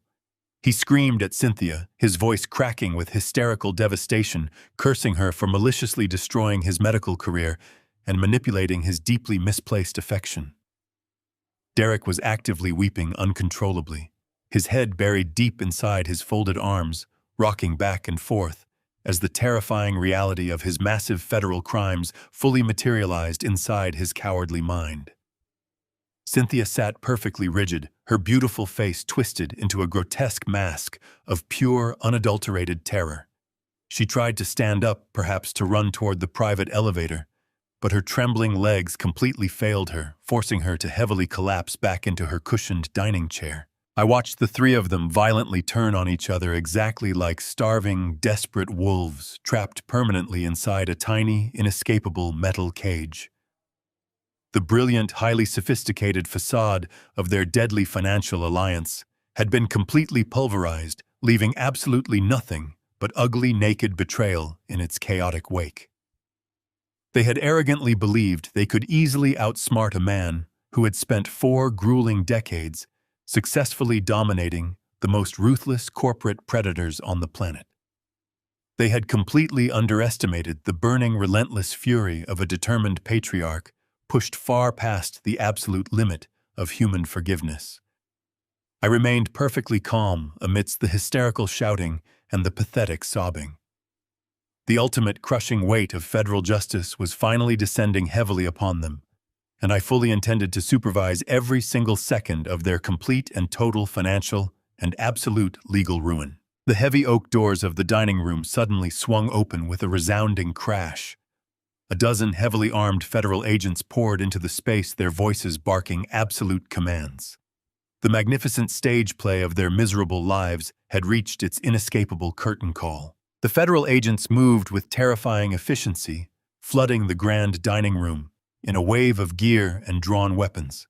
Their authoritative voices commanded everyone to remain exactly where they were, but the sheer panic possessing my 3 treacherous guests instantly shattered any semblance of order. Dr. Miles Preston completely ignored the commands of the officers. The absolute realization that his medical career and personal freedom had just been permanently destroyed by the beautiful woman sitting across from him, violently snapped his arrogant mind. He let out a raw scream that tore through the chaos. He violently propelled his body forward, launching himself completely across the mahogany table directly toward Cynthia. His flailing arms swept across the white tablecloth, catching the decanter and his glass of Bordeaux. The dark red wine exploded across the table, splashing violently across the china and soaking into the fabric like a pool of fresh blood. Dr. Preston completely ignored the mess, his hands wildly grasping for Cynthia's throat as he screamed a continuous stream of vile accusations. He cursed her for manipulating his lonely heart, for seducing him into a murderous conspiracy, and for attempting to single-handedly frame him for my calculated death. Cynthia shrieked in absolute terror, violently pushing her chair backward to escape his frantic, grasping hands. The wooden chair tipped backward, sending her crashing painfully onto the cold marble floor. Before the doctor could reach her, 2 federal agents intercepted his path, tackling him to the ground and pinning his arms forcefully behind his back. The sounds of the struggling, shouting cardiologist completely drowned out the delicate string music I had softly playing in the background. I remained perfectly still in my leather chair at the head of the table. I slowly reached out, picked up my untouched glass of wine, and took a deeply satisfying sip. I watched the violent spectacle unfolding in front of me with the detached, analytical gaze of a man studying a fascinating experiment. The magnificent stage I had set was now functioning exactly as I had designed it. I turned my attention slightly to my left, where my cowardly son was actively experiencing the absolute collapse of his entire existence. Derek was not fighting the federal agents. He lacked the courage required for any physical confrontation. Instead, as a stern officer grabbed his shoulder and ordered him to stand up and place his hands behind his back, Derek completely collapsed. His knees buckled entirely, sending him crumpling into a pathetic, weeping heap on the polished marble floor. His tuxedo jacket bunched up around his shaking shoulders as he buried his face in his hands, releasing a series of loud, hysterical sobs. He completely ignored the agent reading him his rights, choosing instead to crawl pathetically on his hands and knees directly toward my chair. He reached out with a trembling hand, desperately gripping the pressed fabric of my charcoal trousers. He looked up at me with eyes wide with absolute suffocating terror. His face was stained with hot tears, and his breath came in rapid gasps. He begged me to stop the federal agents. He pleaded with me to use my massive wealth and corporate influence to make this entire nightmare simply disappear. He frantically promised that he would do absolutely anything I wanted, that he would work the lowest entry-level position in the logistics empire for the rest of his life. He screamed that his underground cryptocurrency creditors were going to physically murder him in federal prison if I did not instantly intervene and pay off his debt. I looked down at the pathetic, weeping creature gripping my leg. I felt absolutely no paternal warmth, no instinct to protect the boy I had joyfully raised. I simply saw a treacherous, greedy parasite who had actively planned to watch me choke to death on synthetic poison. I gently but firmly placed my leather shoe squarely against his chest and pushed him backward, breaking his desperate grip on my trousers. I told him in a quiet, completely merciless voice that he had personally forged his own federal chains the very moment he decided my life was worth less than his gambling debts. 2 federal agents immediately stepped forward, grabbing Derek by his arms and hauling his limp body up from the marble floor. They quickly secured heavy steel handcuffs around his trembling wrists. Across the dining room, Cynthia had finally managed to scramble to her feet. The beautiful, elegant mask of the perfect hostess had completely melted away, leaving behind the ugly, desperate face of a trapped sociopath. Her emerald gown was torn at the hem and deeply stained with the spilled red wine. She completely ignored the federal agent attempting to read her rights. She turned her wild, panicked eyes directly toward me, her face contorting into an expression of pure hatred. She opened her mouth and unleashed a torrent of vicious, screaming curses that echoed sharply off the high penthouse ceiling. She called me a vindictive, paranoid old monster. She screamed that I absolutely deserved to die for treating her like a corporate accessory for 20 years. Her desperate shouting quickly shifted from angry insults to frantic, incredibly pathetic legal negotiations. She wildly turned her attention to the lead federal agent, desperately claiming that she possessed absolute, undeniable legal immunity. She frantically shrieked that she was working as a brave corporate whistleblower. She falsely claimed she had secretly gathered the evidence against Derek and Dr. Preston with the noble intention of handing it directly over to the authorities.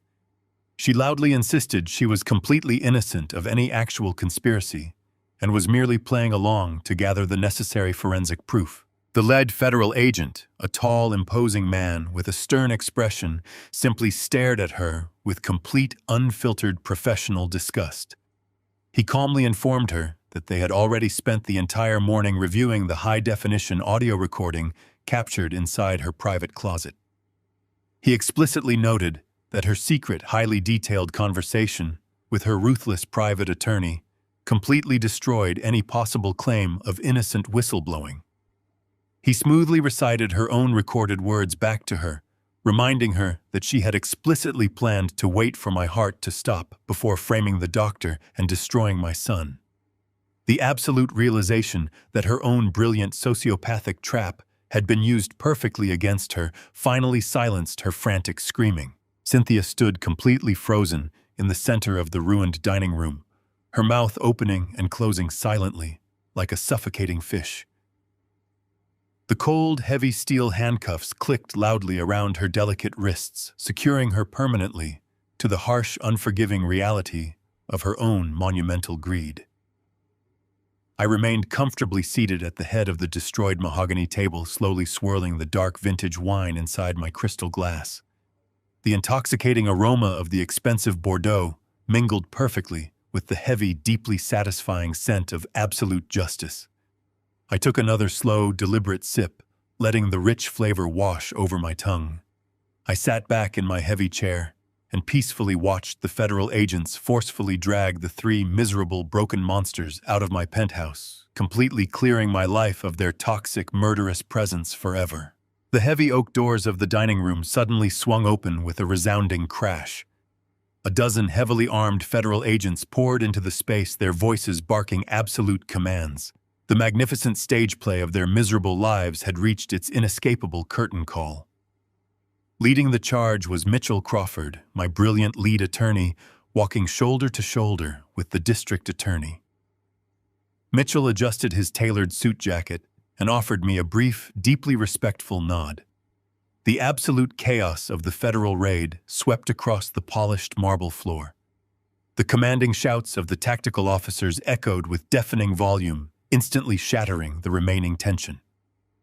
The brilliant trap I had painstakingly designed was finally snapping shut upon them completely now. I remained perfectly seated at the head of the long mahogany table, calmly swirling the dark vintage wine inside my crystal glass. Dr. Miles Preston threw his shaking hands directly into the air, his arrogant face completely devoid of any remaining color. He stumbled backward away from the imposing federal agents, desperately stammering out a frantic sequence of pathetic denials. He loudly claimed he was merely a dedicated medical professional attending a private anniversary dinner.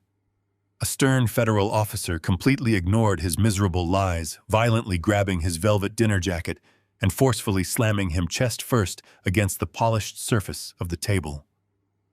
The sharp, clinking sound of heavy steel handcuffs quickly sealed his immediate and utterly devastating criminal fate. The district attorney stepped forward, holding a thick stack of official warrants tightly in his right hand. He looked down at the sobbing cardiologist with an expression of pure professional disgust. He explicitly informed Dr. Preston that he was being formally charged with conspiracy to commit first-degree murder alongside numerous severe violations of medical ethics. The doctor whimpered like a wounded animal, desperately pleading for a sudden leniency that he absolutely did not deserve. He foolishly tried to blame Cynthia for masterminding the entire deadly plot, aggressively screaming that she had manipulated his fragile emotions and forced his hand. The federal agents simply yanked him upright by his lapels, completely ignoring his pathetic, tearful cries for absolute mercy today. Across the lavish dining room, Cynthia had violently backed herself into the far corner of the space. Her stunning emerald designer gown was now a wrinkled, completely ruined mess of expensive fabric. Her perfectly styled blonde hair fell across her panicked face in wild, unkempt strands. Two female federal agents approached her with their weapons securely holstered, but their expressions completely unyielding. Cynthia raised her hands defensively, frantically, shaking her head in sheer disbelief. She aggressively screamed that this was a massive misunderstanding, that she was the wealthy, respected wife of Victor Thorne, and that they had absolutely no legal right to touch her. The officers entirely ignored her arrogant shrieking, swiftly pinning her wrists behind her, shaking back immediately. The cold, heavy steel handcuffs clicked securely into place around Cynthia's delicate wrists, echoing sharply through the chaotic penthouse. She let out a piercing, hysterical shriek, thrashing her body aggressively against the firm grip of the trained federal officers. Mitchell Crawford stepped gracefully forward, holding a pristine legal document directly in front of her tearful eyes. He calmly informed her that she was facing federal charges for attempted murder, extensive wire fraud, and grand conspiracy. Cynthia spat a vicious curse directly at his face, her pristine facade completely replaced by the savage desperation of a cornered predator. She turned her furious, tear-stained face toward the head of the table, locking her blazing blue eyes directly onto my calm expression. She demanded that I stop this ridiculous madness immediately, desperately insisting that I still deeply loved her, despite her monumental mistakes. I placed my crystal wine glass down on the polished mahogany surface, my movements slow and incredibly deliberate. I looked directly into her panicking eyes and explicitly told her that the only thing I truly felt for her now was profound, unadulterated pity. I clearly explained that her immense greed had permanently blinded her to the absolute reality of her impending destruction.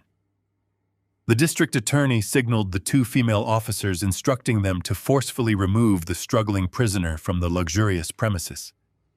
Cynthia kicked and screamed hysterically as they aggressively dragged her beautiful designer gown across the marble floor. The loud, frantic sound of her hysterical screaming rapidly faded as the federal agents forcefully maneuvered her into the private elevator waiting in the grand foyer. Dr. Miles Preston was the very next traitor to be physically removed from my magnificent home. The arrogant cardiologist was completely broken, crying uncontrollably as two large officers marched him roughly past my chair. He did not possess the remaining strength to even look at me. His entire world, built upon pure medical arrogance and poisonous deception, had been flawlessly dismantled in less than 20 minutes. The heavy elevator doors chimed and smoothly closed, taking the weeping doctor directly down to the waiting police cruisers, parked far outside the towering Chicago skyscraper, completely now. Mitchell Crawford calmly walked over to the head of the dining table, pulling a sleek leather chair out and taking a seat directly beside me. He placed his pristine leather briefcase upon the mahogany surface and offered a deeply satisfied smile. He quietly noted that the extensive federal operation had been executed with absolute, uncompromising perfection. The district attorney stood nearby, quietly observing the immense wreckage scattered across the luxurious penthouse. He politely nodded in my direction, acknowledging the highly classified cooperation I had seamlessly provided to his elite criminal division over the past 3 agonizing months. We had silently built an impenetrable, devastating legal case against the two murderous conspirators, trapping them perfectly inside their own immense criminal hubris. I took another smooth, incredibly satisfying sip of my vintage Bordeaux, letting the dark wine wash the lingering taste of betrayal from my tongue.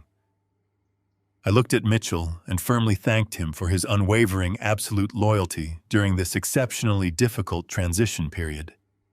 He respectfully bowed his head, officially stating that taking down such arrogant parasites was the absolute highlight of his long legal career.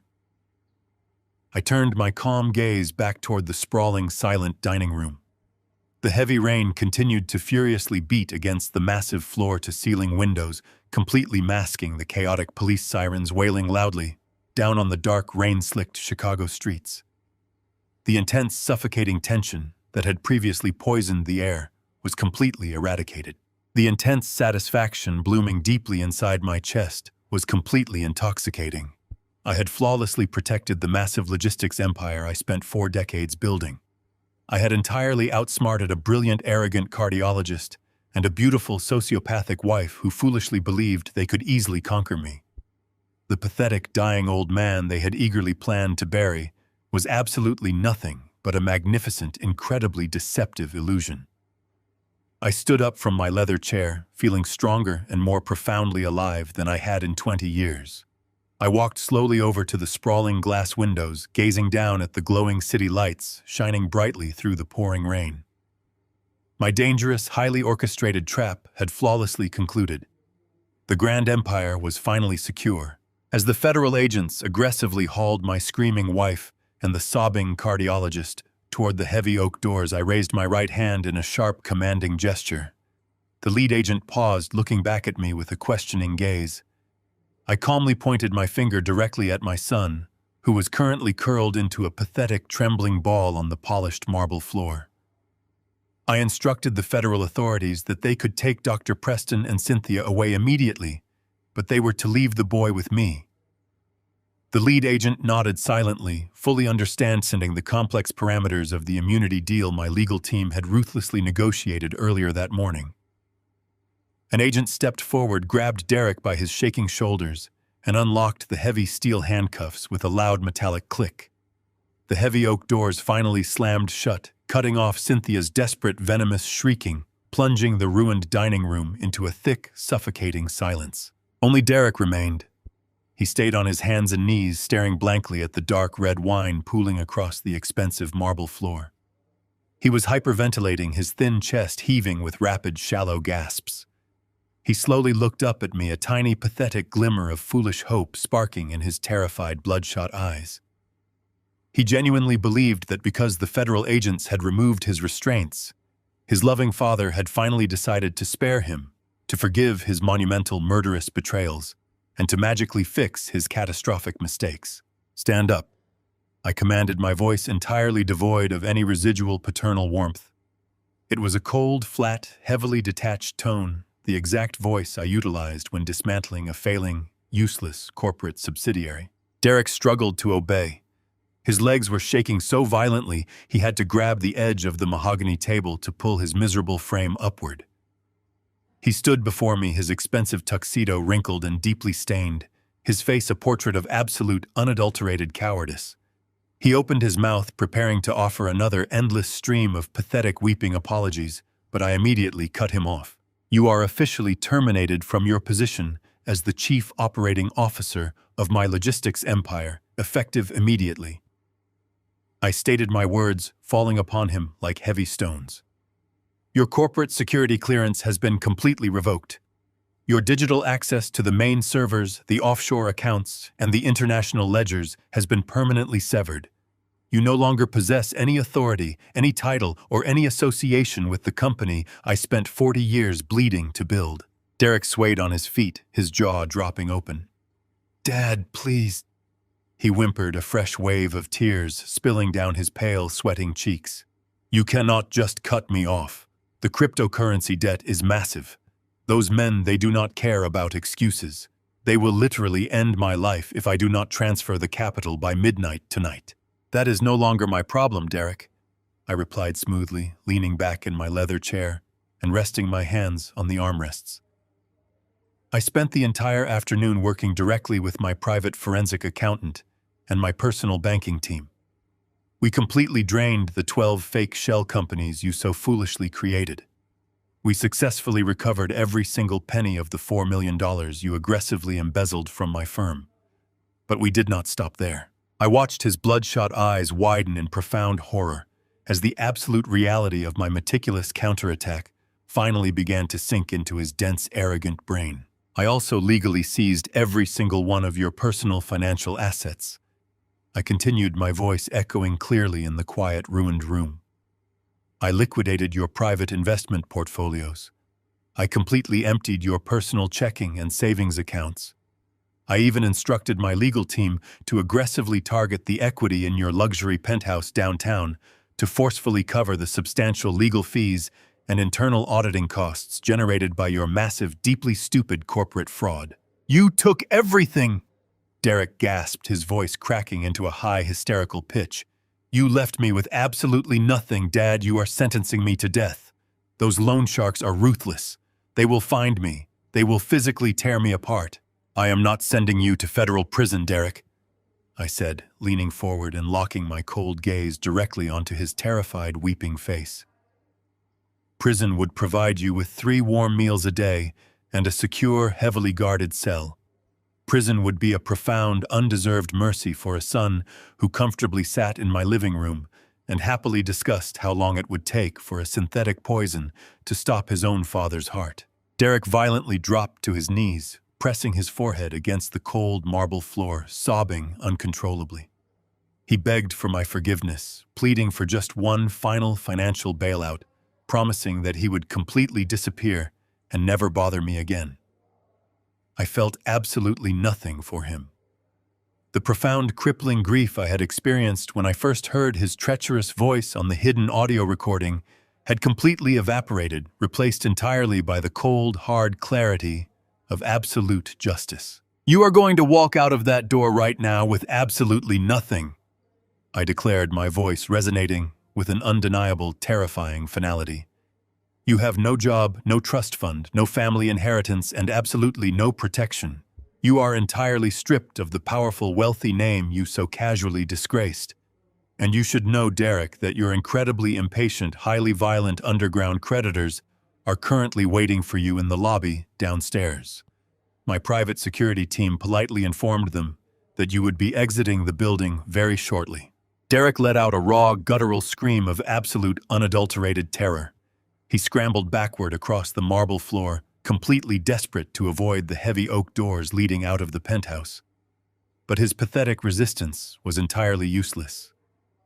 I raised my hand, signaling my private security guards, who had been standing silently in the shadows of the foyer. 2 large, imposing men dressed in sharp black suits stepped forward, their faces completely blank and utterly merciless. They grabbed my weeping, thrashing son by his arms, effortlessly lifting him off the floor. Derek kicked and screamed, crying out my name, begging me to save him from the terrifying, violent fate waiting for him in the brightly lit lobby below. I completely ignored his desperate, hysterical pleas. I sat perfectly still at the head of the ruined mahogany table, calmly swirling the dark vintage Bordeaux in my crystal glass. I watched as the heavy security doors firmly closed behind him, permanently sealing him outside of my world forever. The grand penthouse was finally enveloped in a deep, profound silence. The suffocating, toxic presence of my murderous wife, the arrogant, disgraced cardiologist, and my cowardly, treacherous son had been completely expunged. The storm outside the tall, heavy glass windows continued to rage, heavy rain violently lashing against the thick glass. But inside the dining room, the heavy, oppressive atmosphere had magically lifted. The grand stage was finally empty, the elaborate, deadly play concluded with absolute, uncompromising perfection. I slowly raised my crystal glass to the empty room, offering a quiet, satisfying toast to my survival and to the bright, peaceful future that lay ahead. The dust finally settled inside the sprawling penthouse, leaving behind a profound and absolute stillness. The magnificent mahogany dining table, once set for a treacherous celebration, now stood completely empty, bearing only the faint stains of spilled wine and shattered crystal. I walked slowly through the massive living space, savoring the crisp, quiet air that had previously been choked by lies and venomous ambition. I stepped through the heavy glass doors and walked out onto the expansive terrace. The fierce storm had finally broken, leaving the night sky incredibly clear and shockingly cold. I stood by the sleek metal railing, looking out over the glittering, sprawling skyline of downtown Chicago. The brilliant city lights stretched endlessly into the dark horizon, a beautiful testament to resilience and enduring strength. I stood there for hours, simply breathing in the chilly air, watching the countless headlights far below, moving like tiny insects through the beautiful, sprawling city. I breathed deeply, filling my lungs with the freezing night air. I was alone. I had no family left.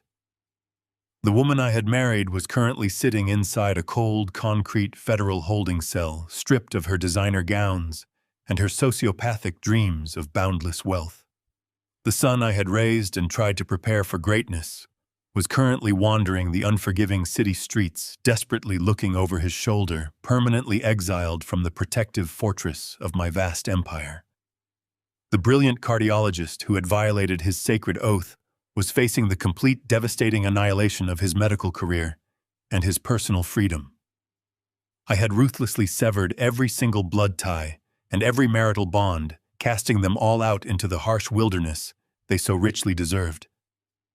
Yet as I stood there observing the glowing city, I felt absolutely no regret. I possessed my health, my unyielding corporate empire, and my absolute undeniable freedom. The very next morning, I returned to my executive office with a renewed, relentless focus.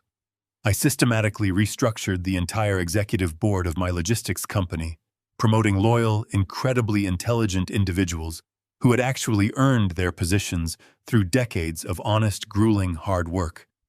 I completely eradicated the toxic corporate culture my son had attempted to foster, replacing it with a rigid, impenetrable system of absolute transparency and rigorous accountability. My business flourished, growing stronger and significantly more profitable than it had ever been during the past 2 decades.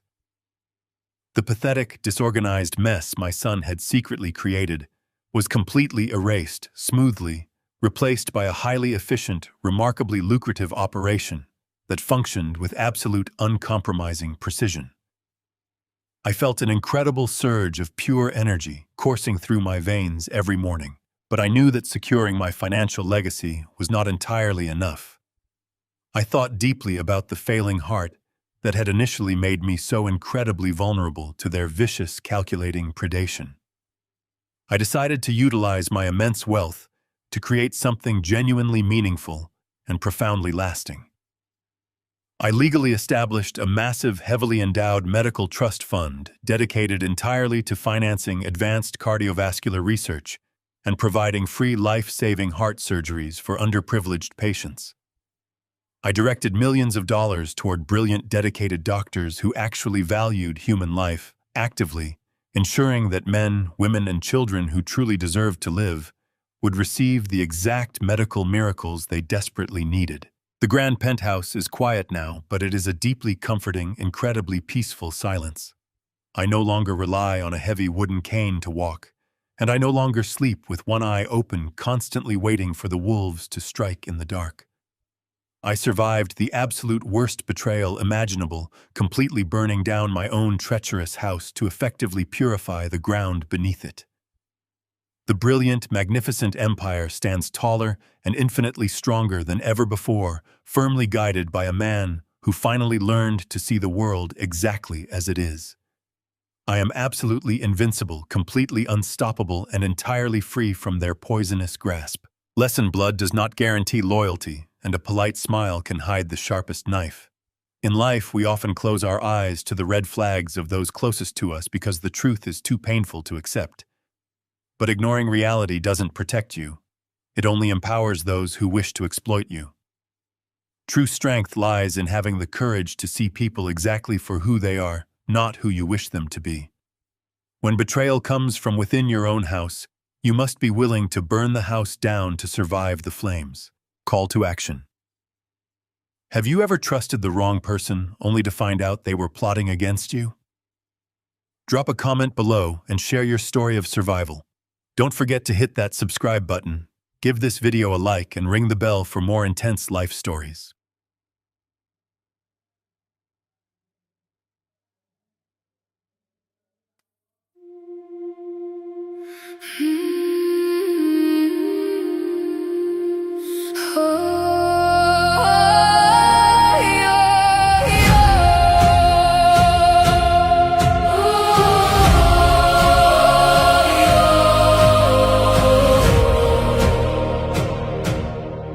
I used to ride upon your shoulders, thinking you could touch the sky. Every road felt less uncertain when I saw the world through your eyes. You were stronger than the mountains, taller than the northern pines. And when the winter winds were coming, you would stand between them and I. Time kept moving like the river, years slipped slowly out to sea. But no matter where life took me, you were always part of me. I am my Father's daughter, in every step I take, in every time I choose to stand. When it's easier to break, I carry your courage in my heart, your fire inside my soul. And though the years keep moving on, your love still leads me home.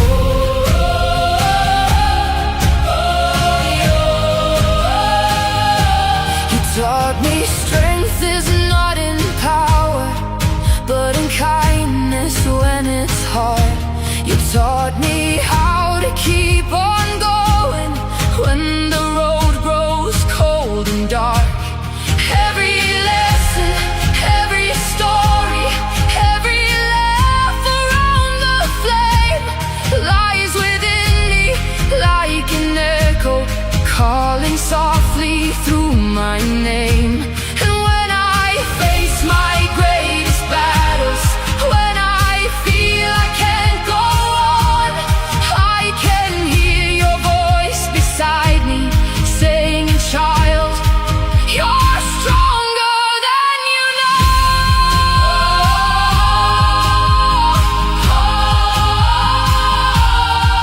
I am my Father's daughter, in every step I take, in every time I choose to stand. When it's easier to break, I carry your courage in my heart, your fire inside my soul.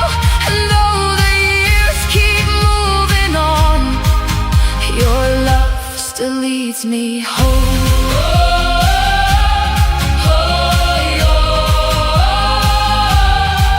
One day the snow will cover footprints, one day the fire will burn low.